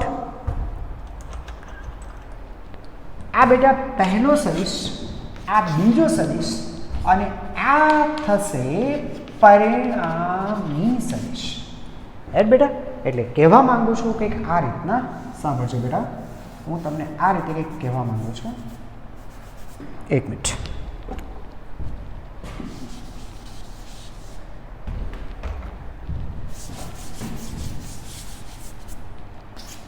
પહેલો સદિશ સદિશ R1 પ્લસ બીજો સદિશ એટલે સદિશ R21 અને પરિણામી સદિશ એટલે સદિશ R2. હવે બેટા R21 ને કરતા બનાવો એટલે તમને ખ્યાલ આવી જશે. સદિશ R2 માઇનસ સદિશ R1. યસ, ખબર પડી ગઈ? આ સદિશ મળી ગયો બેટા? ઓકે. ચાલો હવે માની લો કે બંને વિદ્યુત ભારો એક જેવા વિદ્યુત ભારો છે. બરાબર છે? ચાલો ફર્સ્ટ હું લખું છું Q1 Q2 is greater than 0. બરાબર છે? એક જેવા વિદ્યુત ભારો બેટા, ધન ધન અથવા ઋણ ઋણ, આ બંને કેસમાં બેટા સિચ્યુએશન આ જ થશે, 0 કરતાં મોટા. ધન જ થશે બેટા. એટલે કહેવાનો મતલબ કે એક જેવા વિદ્યુત ભાર, એક જેવા. રાઈટ બેટા? ઓકે. ચાલો એક જેવા વિદ્યુત ભારો છે બેટા. ઓકે. તેમની વચ્ચે લાગતા બળો જોઈએ. સૌથી પહેલાં બેટા આપણે લખીએ કે Q2 પર Q1 વડે લાગતું વિદ્યુત બળ. રાઈટ બેટા? કોની પર બેટા? Q2 પર Q1 વડે લાગતું બળ. સમજાય છે? તો બેટા એને લખીશું સદિશ F 2 પર 1 વડે લાગતું બળ. અને 21 નહીં વાંચવાનું બેટા, આ રીતે વાંચવાનું F21 2 પર 1 વડે લાગતું વિદ્યુત બળ. કઈ દિશામાં હશે બેટા એ પણ જોઈ લઈએ. જો મેં તમને આગળ પણ કીધું વિદ્યુત ભાર બે વિદ્યુત ભાર જોડતી રેખા પર હશે. બે વિદ્યુત ભાર જોડતી રેખા પર હશે. આ રીતે આ જે છે બેટા એ છે સદિશ F21. રાઈટ છે? સમજાઈ ગયું? અચ્છા એક મિનિટ બેટા, હવે એક કામ કરીએ. પહેલાં આપણે છે ને R21 દિશામાંનો એકમ સદિશ મેળવી લઈએ, પછી આને લખીએ તો વધારે સારું રહેશે. ઓકે,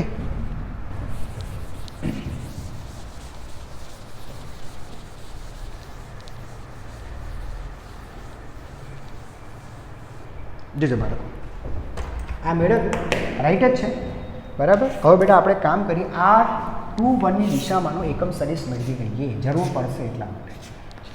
સદિશ R21ની દિશામાંનો એકમ સદિશ બરાબર, એને લખીએ R21. R21 આ સદિશ R21ની દિશામાંનો એકમ સદિશ. શું છે સૂત્ર બેટા? સદિશના છેદમાં સદિશનું માન. સદિશ R21ના છેદમાં તેનું માન બરાબર. આ રીતે સમજ પડી ગઈ બેટા? રાઈટ. તમે આને આ રીતે પણ લખી શકો સર. આ થશે સદિશ R2 માઇનસ સદિશ R1 અપોન મોડ ઓફ સદિશ R2 માઇનસ સદિશ R1. યસ, આ થયું R21 બરાબર ને બાળકો? શું કર્યું છે? ખાલી કિંમત મૂકી છે આપણે. R21ની કિંમત મૂકી છે, R2 માઇનસ R1 બરાબર. ચાલો હવે આપણે જે કરતા હતા ફરીથી Q2 પર. હા, તે પહેલાં બેટા મેં તમને શું કીધું કે Q1 અને Q2 ઇઝ ગ્રેટર દેન 0. એક જેવા વિદ્યુત ભારો છે બેટા બરાબર, એક જેવા એવું વિચાર બેટા. પહેલો કેસ એટલે કાં તો બંને ધન છે કાં તો બંને ઋણ છે. આ બંને પરિસ્થિતિમાં બેટા ગ્રેટર દેન 0 જ આવશે. એક જેવા વિદ્યુત ભારો છે બરાબર. તો જો બેટા અપાકર્ષણ દેખાય છે, અહીંયા દેખાય છે આ દિશામાં, રાઈટ.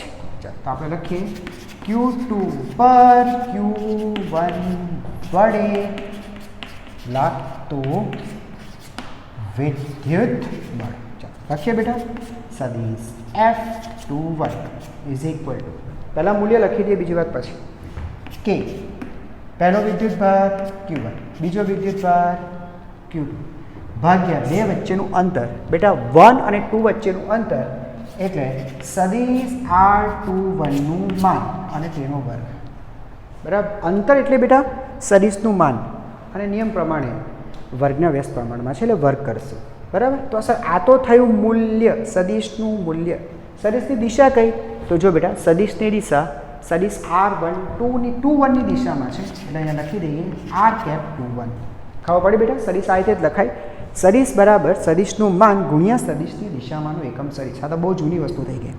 સદિશ બરાબર સદિશનું માન ગુણ્યા સદિશની દિશામાંનો એકમ સદિશ. સદિશનું માન K × Q1 Q2 upon mode આ બે વચ્ચેનું અંતર બેટા એટલે મોડ R21 તેનો વર્ગ. અને સદિશ કઈ દિશામાં છે? સદિશ R21ની દિશામાં છે તો એ લખ્યું છે. ઓકે, આગળ જો. ચાલો અને આગળ રિપીટ કરીએ આપણે બરાબર છે. જોજો બેટા R21 બરાબર શું થશે બેટા? આની જગ્યા લખી શકાશે સદિશ R21 ઉપર છે બેટા, તૈયાર જ છે આપણે તો લખવાની કોઈ જરૂર ખરી? ડાયરેક્ટ લખી દઈએ બેટા. R21ની વેલ્યુ લખી દઈએ તો લખાશે માટે સદિશ F21 is equal to K × Q1 Q2 divided by mod of R21 તેનો વર્ગ ઇન્ટુ સદિશ એટલે સદિશ R2 માઇનસ સદિશ R1 ના છેદમાં સદિશ R2 માઇનસ સદિશ R1. સર આ પણ શું છે? સદિશ R21 એટલે R2 માઇનસ R1 જ ને બેટા? તો અહીંયા ઘન કરી દેવાય ને, આ ઘન લખી શકાશે બેટા K × Q1 × Q2 into bracket R2 minus R1 ના છેદમાં સદિશ R2 માઇનસ સદિશ R1 આખાનો ઘન. આ થશે સદિશ F21. ક્લિયર બેટા? K × Q1 Q2 into R2 minus R1 upon mode of R2 minus R1 તેનો ઘન. ચાલો ઓકે બેટા, આ કામ કરીએ આપણે. Okay, F21. ઓકે, તો એક મિનિટ બેટા, પહેલાં તો છે ને તમે આને યાદ રાખો અને યાદ રાખો પણ સરળ છે. જો બાળકો 21 હે ને, તો K આ Q1 Q2 છે બરાબર. એક કામ કરું તમે લખી દે આપું ફરીથી. સદિશ F21 is equal to K Q2 × Q1 into bracket સદિશ R2 માઇનસ સદિશ R1 અપોન માનાંકમાં સદિશ R2 માઇનસ સદિશ R1 તેનો ઘન બરાબર. આ એ જ લખ્યું છે, નવું કંઈ નથી. થોડુંક ફેરફાર કર્યું છે. Q Q1 Q2 હતું, મેં Q2 Q1 કર્યું. એ છે ને યાદ રાખવા માટે સરળ એટલા માટે બેટા જો 2 1 2 1 2 1 2 1 2 1 એટલે F21 કે Q2 Q1 into bracket R2 minus R1 upon mode of R2 minus R1 તેનો ઘન. બધી જગ્યાએ 2 1 2 1 2 1 જ લખવાનું છે. સમજાઈ ગયું? આ થયું F21 અને પરિણામ બેટા અગત્યનું છે અને યાદ રાખી લેજો, ખૂબ અગત્યની બાબત છે. સમજાઈ ગયું બેટા? ઓકે, ચાલો. તો આ બની ગયું 2 1. હવે આપણે લખીએ બેટા F12 બરાબર છે. યસ, એટલે આ રીતે સાંભળજો બેટા, ધ્યાન આપજો. આ રીતે આ બળ, યસ, એને કહીશું 1 પર 2 વડે લાગતું બળ. રાઈટ છે બાળકો? ચાલો જોઈએ. તો Q1 પર Q2 વડે લાગતું બળ. ચાલો બેટા જોઈએ. એને લખીશું F12 બરાબર, 1 પર 2 વડે લાગતું બળ. પહેલાં બેટા મૂલ્ય લખી નાખો કે Q1 Q2 બે વચ્ચેનું અંતર એ જ ને બેટા, સદિશ R21 તેનો વર્ગ. અંતર તો બેટા આ જ થાય, સદિશનું મૂલ્ય R21 તેનો વર્ગ, મૂલ્યનો વર્ગ. હવે દિશા શું હશે બેટા? સાંભળજો. અહીંયા જો F12 ની દિશા R21 ની દિશા જે ખરી એના કરતાં ઓપોઝિટ છે, તો આની ઓપોઝિટ દિશાનો એકમ સદિશ એટલે બેટા -R12 ગુણી નાખી ચાલે ને? આ ખબર પડી બેટા? સદિશ R12 ની R21, હા બેટા, સોરી, નોટ 12 21, R21 એની ઉલટી દિશામાં છે, તો ઉલટી દિશાનો એકમ સદિશ બેટા અહીંયા મલ્ટીપ્લાય કર્યો છે. ખ્યાલ આવી ગયો બેટા? -R21. ચાલો વેલ્યુ પુટ અપ કરો તો બેટા. તો K Q1 Q2 બરાબર. ચાલો માઇનસને આગળ લખું છું એટલે અંદર થાય R21. R21 ની વેલ્યુ બેટા આપણને ખબર જ છે, R2 minus R1 upon mode of R2 minus R1. તો R2 માઇનસ R1 પહેલાં તૈયાર જ છે બેટા, હે ને? તો R21 એનો ઘન કરી દઈએ બેટા. અથવા તો ડાયરેક્ટ લખવું હોય બેટા તો અહીંયા આપણે સીધી બાદબાકી બતાવી દઈએ કે ભાઈ R2 માઇનસ R1 તેનો ઘન. સમજાઈ ગયું? યસ. આ મળ્યું બેટા આપણને F12. અચ્છા, હવે એક કામ કરીએ બેટા, 1 2 આના જેવું લાવવાનો પ્રયત્ન કરીએ. 1 2 તો સર અહીંયા 1 2 તો છે જ બરાબર, સમજાય છે? અહીંયા નથી સર, અહીંયા નથી, ક્રમ બદલાયો છે. તો આપણે એક કામ કરીએ, આ ક્રમ બદલીએ. R2 માઇનસ R1 છે તેને R1 માઇનસ R2 કરીએ તો બાદબાકી છે, ક્રમ બદલશો એટલે માઇનસ બહાર આવશે, આ માઇનસ માઇનસ પ્લસ થઈ જશે. તો જો બેટા માઇનસ માઇનસ પ્લસ થયું, Q1 Q2 into bracket R1 minus R2 બરાબર છે અપોન માઇનસ. સર અહીંયા બી તો આ બદલવું પડશે, ક્રમ બદલવું પડશે. ત્યાં ક્રમ બદલશો બાદબાકી છે માઇનસ આવશે, પણ બેટા બરાબર આ માનાંકમાં છે તો માઇનસ પ્લસ જ થઈ જવાનું છે. એટલે અહીંયા બદલવા છતાં પણ બદલીએ છીએ છતાં પણ બેટા ચિહ્ન બદલતા નહીં, એને એઝ ઇટ ઇઝ રહેવા દેજો, માનાંક છે એટલે આને એમ જ બદલી નાખો. R1 માઇનસ R2 અને તેનો ઘન બરાબર આ થયો F12. બોલો, ખબર પડી બેટા? આ મોઢે કરો 1 2. હવે જો બેટા તમે દેખાશે, ધ્યાન આપજો. 1 2 1 2 1 2 1 2 યાદ રહી જાય. F12 is equal to K into Q1 into Q2 into bracket R1 minus R2 upon mod of R1 minus R2 તેનો ઘન. સિમ્પલ છે. લો F21 K Q2 Q1 into bracket R2 minus R1 upon mod of R2 minus R1 તેનો ઘન. Clear? બોલો, સમજાઈ ગઈ બાબત બેટા? સૂત્ર આવડી ગયા? Okay, yes. ચાલો બાળકો જોજો, બે સૂત્ર બેટા તારવ્યા, બંને લખી દઉં છું. F12 yes, F12 K12 Q1 Q2 into bracket R1 minus R2 upon mode of R1 minus R2 તેનો ઘન. Yes, right. આ એક સૂત્ર બન્યું બેટા. બીજું સૂત્ર આપણે બનાવ્યું સદિશ F21 K Q2 Q1 into bracket R2 minus R1 upon માનાંકમાં R2 માઇનસ R1 આખાનો ઘન. જે ક્રમ છે એ ક્રમ જ લખ્યું છે બાળકો, હે ને? અચ્છા, હવે જરા બેટા અહીંયા જોતા રહેજો, ધ્યાન આપજો.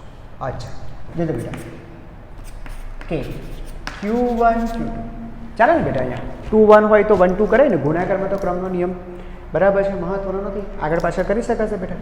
ચાલ ઠીક. R1 માઇનસ R2 કરું છું બાળકો, શિટ, માઇનસ R2 કરું છું, ક્રમ બદલાઈ લો, માઇનસ બહાર આવશે. યસ સર, રાઈટ છે બેટા? અહીંયા પણ ક્રમ બદલું છું, R1 માઇનસ R2 કરું છું, ભલે ક્રમ બદલું છું, માનાંકમાં છે, કોઈ ફેર નથી પડતો ઘર, રાઈટ છે? હવે બાળકો બરાબર ધ્યાન આપજો, આ માઇનસને આ માઇનસને છે ને રિમૂવ ભૂલી જાઓ, થોડી નથી. હવે વાંચો તો કે Q1 Q2 into bracket R1 minus R2 upon mod of R1 minus R2 તેનો ઘન. અરે યાર, આ તો છે સદીશ F12 1 2 1 2 1 2, યસ 1 2 અને માઇનસ, સર આ માઇનસ બરાબર, આ કંઈક આ રીતે બન્યું કે F21 is equal two minus F12 બરાબર છે. તો શું થયું? બળના મૂલ્ય સરખા, બે વિરોધી બળ થયા ને બેટા, આ બળ વિરોધી સાબિત થયા બરાબર, મૂલ્ય સમાન, આ દિશા પરસ્પર વિરુદ્ધ, તો આ શું કે બેટા? વિરોધી સાબિત થયા. સમજાય છે? સર આ તો ન્યૂટનની ગતિનો ત્રીજો નિયમ છે. યસ બરાબર છે, જે ન્યૂટનની ગતિના ત્રીજા નિયમ સાથે સમજ છે. ન્યૂટનની ગતિના ત્રીજા નિયમ સાથે સમજ છે, રાઈટ છે બેટા? એટલે બંને બળ, બંને વિદ્યુતભારો એકબીજા પર આંતરક્રિયા કરે છે, સમજાય છે? એટલે પહેલો વિદ્યુતભાર બીજા વિદ્યુતભાર પર જેટલા મૂલ્યનું બળ લગાડે છે, બીજો વિદ્યુતભાર પહેલા વિદ્યુતભાર પર તેટલા જ મૂલ્યનું બળ લગાડે, પણ દિશા પરસ્પર વિરુદ્ધ હોય છે. બોલો, ખબર પડી ગઈ બેટા? યસ. ચાલો બેટા, હવે છે ને બીજો કિસ્સો લઈએ આપણે. બીજો કિસ્સો એ કે Q1 Q2 લેસ ધેન 0 હોય તો શું? લેસ ધેન 0 એટલે બેટા કોઈ પણ એક પ્લસ અને એક માઇનસ, બરાબર છે? તો સીધી વસ્તુ છે બેટા, આની અંદર આ બેનો ગુણાકાર નેગેટિવ થશે, બરાબર બેટા? પરિણામ નેગેટિવ થશે, લેસ ધેન 0 થશે. તો આવી સ્થિતિમાં શું થવાનું છે? રાઈટ છે? જો હવે મારી વાત સાંભળો બેટા, આપણે જે સૂત્ર તારવ્યા છે, દાખલા તરીકે હું તમને કહું બેટા F21, તો F21 બેટા શું તારવ્યા આપણે? કે Q2 Q1 ઇન્ટુ બ્રેકેટ, મેં તમને કીધું ક્રમમાં લખજો બાળકો, R2 minus R1 upon mode of R2 minus R1 તેનો ઘન. રાઈટ છે બેટા? આ સૂત્ર બનાવ્યું આપણે 2 1 2 1 વાળું સૂત્ર. પણ સર આ સૂત્ર તો કોના માટે હતું? કે જ્યારે બે વિદ્યુતભારો એક જેવા હોય ત્યારે, બરાબર, ગ્રેટર ધેન 0 માટે બનાવ્યું. હવે મારી વાત સાંભળો, આ સૂત્ર બેટા છે ને આના માટે પણ સાચું છે. Q1 Q2 લેસ ધેન 0 હોય તો પણ સાચું છે, એટલે કે બે વિદ્યુતભારો એક જેવા હોય, સમાન હોય અથવા તો અસમાન હોય, બંને માટે સાચું છે. ખાલી કરવાનું શું છે બેટા ખબર છે? વિદ્યુતભારોના મૂલ્યો, વિદ્યુતભારો Q1 Q2 ના તમે જે મૂલ્ય મૂકશો એ મૂલ્ય સંજ્ઞાની સાથે લખવા બેટા. બસ ખાલી આટલી શરત તમારે યાદ રાખવાની છે, તને સમજાય. ફોર એક્ઝામ્પલ બેટા, મારી વાતને બરાબર ધ્યાન આપજો, સમજો બેટા, આ છે ને આ ધન છે અને માનો કે બેટા આ ઋણ છે, તો તેમની વચ્ચે આકર્ષણ હશે.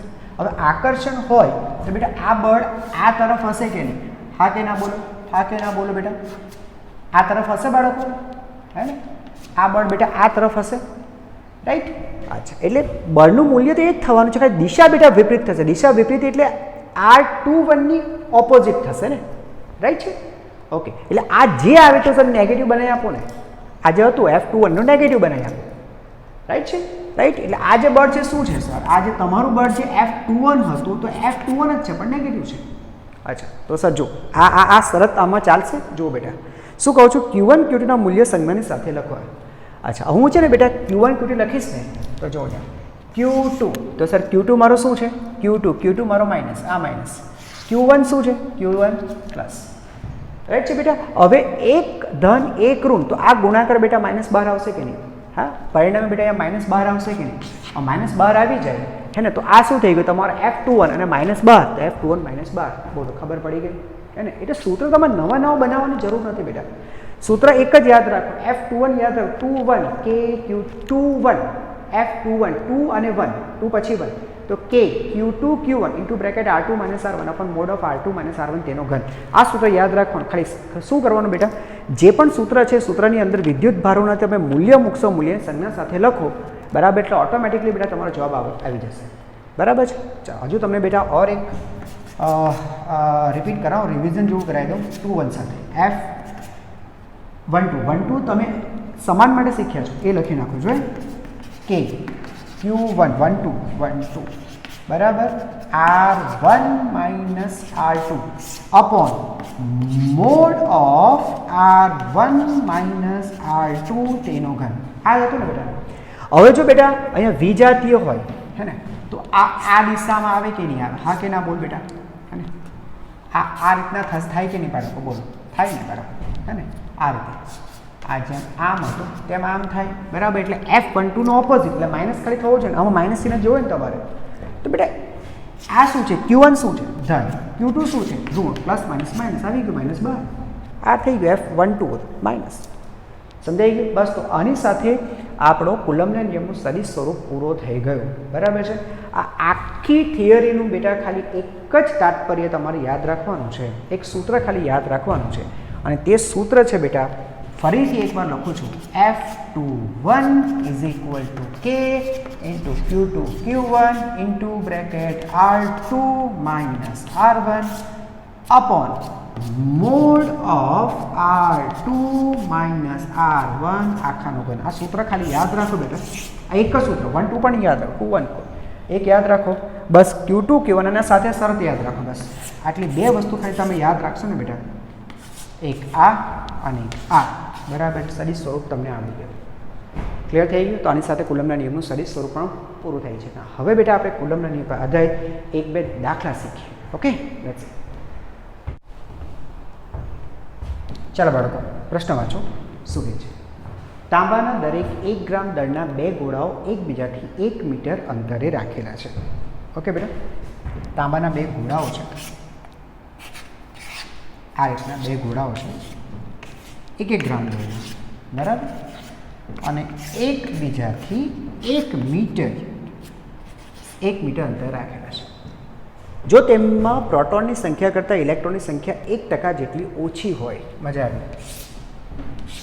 તમને ખબર છે બેટા, સામાન્ય રીતે ઇલેક્ટ્રોન અને પ્રોટોનની સંખ્યા સરખી જ હોય, એટલે કે જેટલો ઋણ વિદ્યુતભાર હોય એટલો જ તેની પર ધન વિદ્યુતભાર. બરાબર, કુદરતનો નિયમ છે. પણ બેટા કુદરતના આ નિયમની અંદર આપણે ચેન્જીસ કરીએ. બરાબર, ખરેખર આમાં કોઈ ખલેલ પહોંચાડવી જ ના જોઈએ કુદરતના નિયમોની અંદર, બરાબર, અથવા ગોઠવણીની અંદર.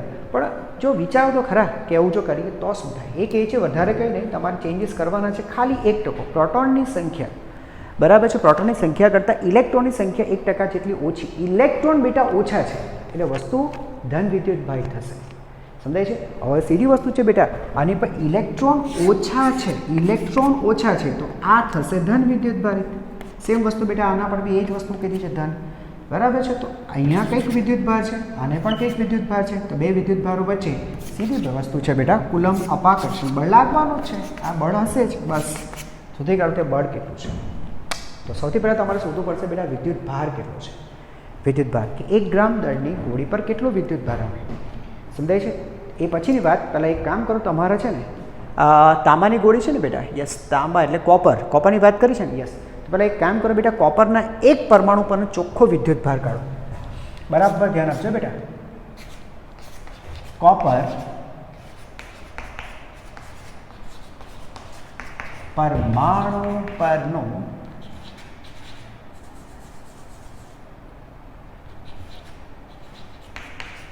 ચોખ્ખો વિદ્યુતભાર. કોપર પરમાણુ પરનો ચોખ્ખો વિદ્યુતભાર. કોપર પરમાણુ પર વિદ્યુતભાર કેટલો? સાંભળજો, એટલે આપણે લખીશું પ્રોટોન કુલ વિદ્યુતભાર વત્તા ઇલેક્ટ્રોનનો વિદ્યુતભાર. પ્રોટોન નો વિદ્યુતભાર, બળ પર ધ્યાન આપજો બેટા, પ્રોટોન નો વિદ્યુતભાર પ્લસ ઇલેક્ટ્રોન નો વિદ્યુતભાર. બાળકો, પ્રોટોનનો વિદ્યુતભાર પ્લસ ઇલેક્ટ્રોનનો વિદ્યુતભાર. રાઈટ બેટા? અચ્છા, સૌથી પહેલાં વાત કરીએ પ્રોટોનનો વિદ્યુતભાર. સર, એક પ્રોટોનનો વિદ્યુતભાર પ્લસ આવા પ્રોટોન કેટલા? પરમાણુ ક્રમાંક જેટલા 29. બેટા આ વસ્તુ ગળે ઉતરી, એક પ્રોટોન વિદ્યુતભાર પ્લસ E, બરાબર, અને પરમાણુ ક્રમાંક 29 એટલા પ્રોટોન, બરાબર. ઇલેક્ટ્રોનનો વિદ્યુતભાર કેટલો બેટા? તો ઇલેક્ટ્રોનનો વિદ્યુતભાર -E, અને હવે ઇલેક્ટ્રોન કેટલા? 29. નહીં, ખોટી વાત, 29 નથી બેટા, આ વસ્તુ ખોટી છે, આ વસ્તુ ખોટી છે. ઇલેક્ટ્રોન ઓછા છે, જો ને બેટા, પ્રોટોન કરતાં ઇલેક્ટ્રોન 1% ઓછા છે. તો પહેલાં આપણે એક કામ કરીએ, ઇલેક્ટ્રોનની સંખ્યા શોધીએ બેટા. ઇલેક્ટ્રોનની સંખ્યા શોધો. 29 તો નથી છે. હા સર, ઇલેક્ટ્રોનની સંખ્યા 29 તો નથી સાહેબ. તો પછી ઇલેક્ટ્રોનની સંખ્યા છે કેટલી? ઇલેક્ટ્રોનની સંખ્યા કેટલી? તો 1% ઓછી છે. તો કેટલા ટકા થઈ? 99% થઈ બેટા. વાતમાં ખબર પડી? 1% ઓછી છે તો 99% થઈ. તો આમ કહેવાય ને કે સર 29 એ પ્રોટોનની સંખ્યા, તેના 99% આટલી સંખ્યા, સમજ પડી બેટા? અને એને ગુણીએ આપણે -E સાથે. બોલો, ખબર પડી? કારણ કે એક ઇલેક્ટ્રોનનો વિદ્યુતભાર -E. જો બેટા, અહીંયા 29 પૂરા, અહીંયા 29ના 99%, આ 29 પૂરા એટલે 100%, અહીંયા 29ના પૂરા નહીં, 99%. આ ખબર પડી બેટા? અગત્યનું ખાલી આ છે. ચાલો આને સોલ્વ કરીએ બાળકો આપણે, હે ને?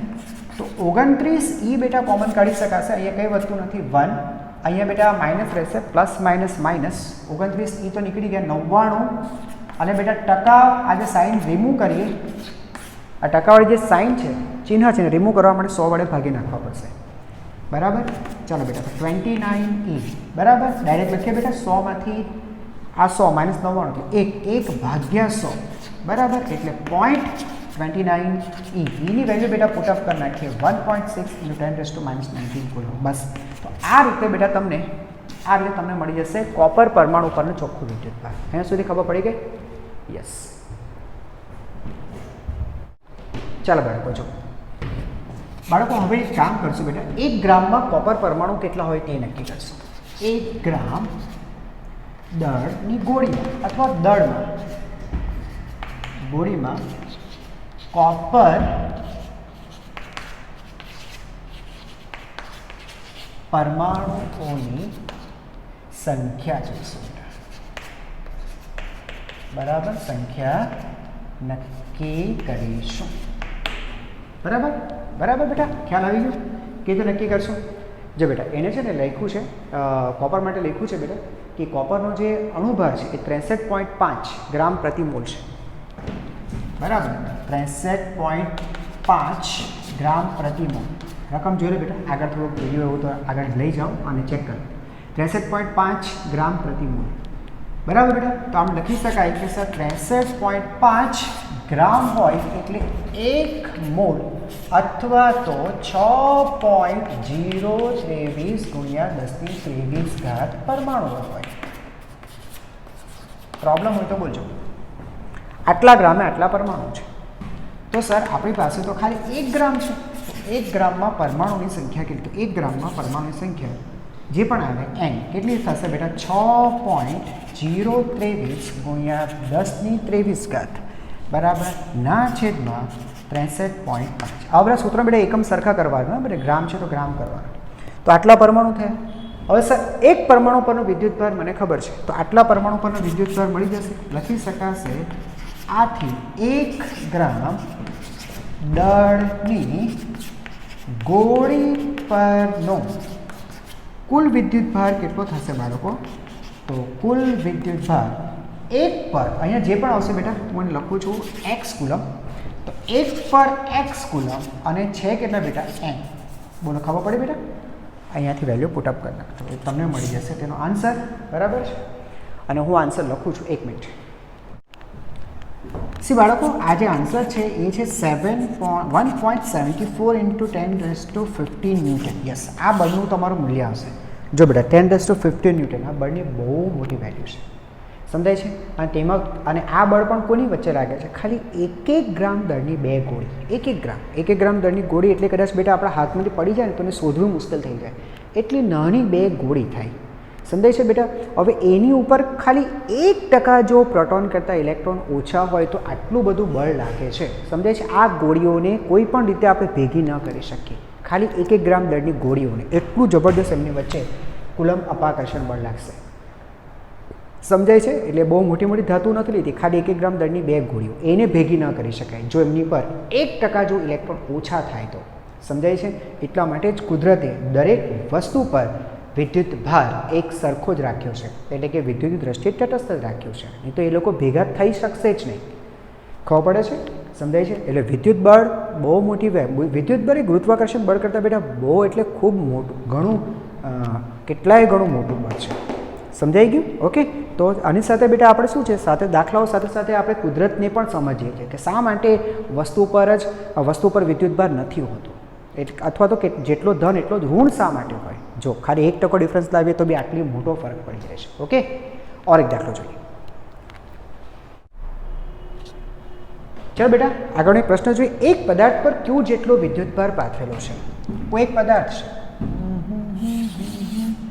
ચાલો સમજો બેટા આ રીતના. ઓકે, લાઈક એન એપલ જેવું છે એક સફરજન, બરાબર. હવે તેની પર વિદ્યુત ભાર પાથરેલો છે, રાઈટ. આ રીતે વિદ્યુત ભાર છે અને એ બધો વિદ્યુત ભાર છે બાળકો ક્યુ, બરાબર. હવે એ આપણને કહે છે આ પદાર્થના 2 ટુકડા કેવી રીતે કરવા જોઈએ કે જેથી કરીને તેને આપેલા અંતરે રાખતા તેમની વચ્ચે લાગતું બળ મહત્તમ થાય. બરાબર ધ્યાન આપજો બેટા. આના ટુકડા કરવાની વાત કરે છે. ચલો આપણે બેટા ટુકડા કરી નાખીએ, બરાબર છે.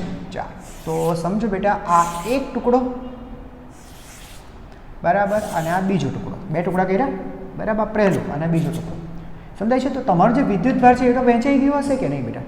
એ પણ તો વહેંચાયો હશે, બરાબર. સમજો બેટા પહેલા ટુકડા પરનો વિદ્યુત ભાર છે કોઈ ક્યુ, તો બીજા પર કેટલો આવશે? ટોટલ ક્યુમાંથી ક્યુ બાદ કરતા, બરાબર. હવે બેટા આ 2 ટુકડાઓને એક નિશ્ચિત અંતરે બેટા આપણે મૂકી દઈએ.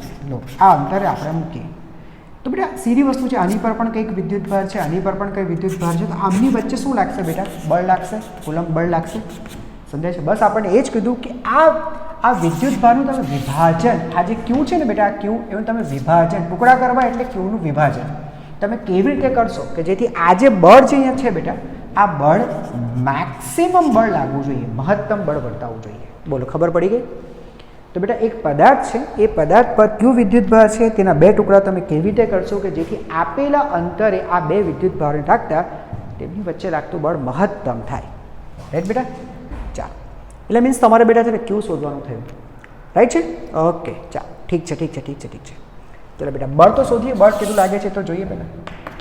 તો વિદ્યુત બળ કેટલું લાગશે બેટા? કે પહેલા પર ક્યુ, બીજા પર ક્યુ માઇનસ ક્યુ, 2 વચ્ચેનું અંતર r², બરાબર છે. આમાં શું શોધવાનું છે બેટા? ક્યુ. ક્યુ બેટા આપણો ચલ છે, એને શોધવાનું છે આપણે, હે ને? બાકી બધા અચળાંકો જ છે બેટા. આ કે છે કુલંબ અચળાંક છે, ક્યુ આ તો ફિક્સ જ છે કે ભાઈ કુલ વિદ્યુત ભાર આટલો હતો, 2 વચ્ચેનું અંતર r, બરાબર ને બેટા? આ બધી રાશિ તો અચળ જ હતી, એ તો ખબર જ હતી ને બેટા આપણને, એ તો અચળ જ હતી, બરાબર. તો લખી શકાય કે બળ જે ખરો એ બળ એ ક્યુનો વિધેય છે, બરાબર. સમજાય કે બેટા બળ એ ક્યુનો વિધેય છે. Q into Q minus Q square divided by r². બસ કંઈ નથી કર્યું બેટા, એમ લખ્યું છે બળ એ ક્યુનો વિધેય છે, બરાબર. 2 સ્ટેપ બેટા તમારે આવા દાખલા માટે યાદ રાખવાના છે. સ્ટેપ નંબર 1, પહેલું વિધેયનું વિકલન કરો. વિધેય કોણ છે બેટા? બળ. કોની સાપેક્ષે? ચલની સાપેક્ષે, એટલે ક્યુ સાપેક્ષે વિકલન કરો. કે અચળાંક બેટા, r² અચળાંક, એટલે તમારે વિકલન કરવાનું રહ્યું d/dq of q into q minus q². આનું વિકલન કરવાનું રહ્યું બેટા. ચાલો ગુડ. કે ડિવાઇડ બાય r². જે બેટા અહીંયા ધ્યાન આપજો, કાઉન્સમાં જઈએ અંદર, તેમ બેટા છે ને ક્યુ જે ખરું એ અચળાંક, એટલે પહેલાં બહાર કાઢી લીધું બેટા. આને ક્યુની સાપેક્ષે વિકલન 1 અને q² નું વિકલન 2q. યસ બેટા, આ વિકલન પૂરું થયું. તો સ્ટેપ નંબર 1 એવું કહે છે કે ભાઈ વિધેયનું વિકલન કરો. તો બેટા વિકલન અહીંયા મેં પૂરું કર્યું. હવે સ્ટેપ નંબર 2 જો બાળકો, સ્ટેપ નંબર 2 જો, સ્ટેપ નંબર 2માં વિકલન બરાબર 0 મૂકો. આ સ્ટેપ બેટા તમારે ફોલો કરવા પડશે. વિકલન બરાબર 0 મૂકો, બરાબર છે? ધ્યાન આપજો બાળકો, વિકલન બરાબર 0 મૂકો.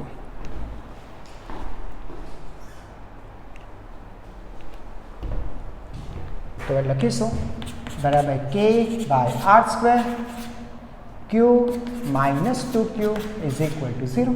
હવે તમે સમજો છો બેટા k/r², આ વેલ્યુ તો કે 0 નથી, બરાબર? તો પછી શું લખાય બાળકો? q minus 2q is equal two 0. તો 2q is equal two q, તો q is equal two q/2. બોલો, ખબર પડી બાળકો? બરાબર, q is equal two q/2. એટલે પહેલા પર કેટલો વિદ્યુતભાર આવ્યો બેટા? પહેલા પર કેટલો વિદ્યુતભાર આવ્યો? q/2. પહેલા પર q/2 હોય એટલે બીજા પર બેટા કેટલો રહેવાનો? એ જ q/2. એટલે જે પણ વિદ્યુતભાર છે તમે સરખે ભાગે વહેંચી દો, એક સરખા બે ટુકડા કરો અને પછી આપેલા અંતર મૂકો તો બે વચ્ચે લાગતું બળ મહત્તમ થશે. બરાબર છે? કંઈ નથી બેટા, વિકલનના ઉપયોગો છે. બરાબર, આ સ્ટેપ જ છે. ભાઈ પહેલાં વિકલન કરો અને વિકલન બરાબર 0 મૂકો, રાઈટ છે? અને એન્ટ્રન્સ જેવા ક્વેશ્ચન્સની અંદર આને બેટા મોડે જ કરી નાખવાનો કે જે પણ વિદ્યુતભાર છે તેને સરખે ભાગે વહેંચી દઈએ અને આપેલા અંતર મૂકી દઈએ તો 100% તે બે વિદ્યુતભાર વચ્ચે લાગતું બળ મહત્તમ થશે. ઓકે, બસ બેટા, તો આજનો વિડીયો લેક્ચર અહીંયા પૂરો કરીએ છીએ. નેક્સ્ટ ટાઈમ આપણે કુલમ્બના નિયમની અંદર જ કુલમ્બના નિયમથી આગળ વાત કરશું સંપાતપણાનો સિદ્ધાંત, જે પણ કુલમ્બના નિયમની જેમ જ ખૂબ અગત્યનો છે. અને ત્યાર પછી બેટા કુલમ્બના નિયમ અને સંપાતપણા સિદ્ધાંત બેને મર્જ કરીને થોડાક ઓર દાખલા ગણશું. આજના વિડીયો લેક્ચર્સની ઉપર બેટા કેટલાક ક્વેશ્ચન્સ મેં ડીપીપીમાં આપ્યા છે, તો પ્લીઝ ડીપીપી ડાઉનલોડ કરી લેજો અને ડીપીપીને સોલ્વ કરજો. ઓકે બેટા, તો નેક્સ્ટ વિડીયોની અંદર ફરીથી મળશું. ત્યાં સુધી અભ્યાસ કરતા રહો. Thank you.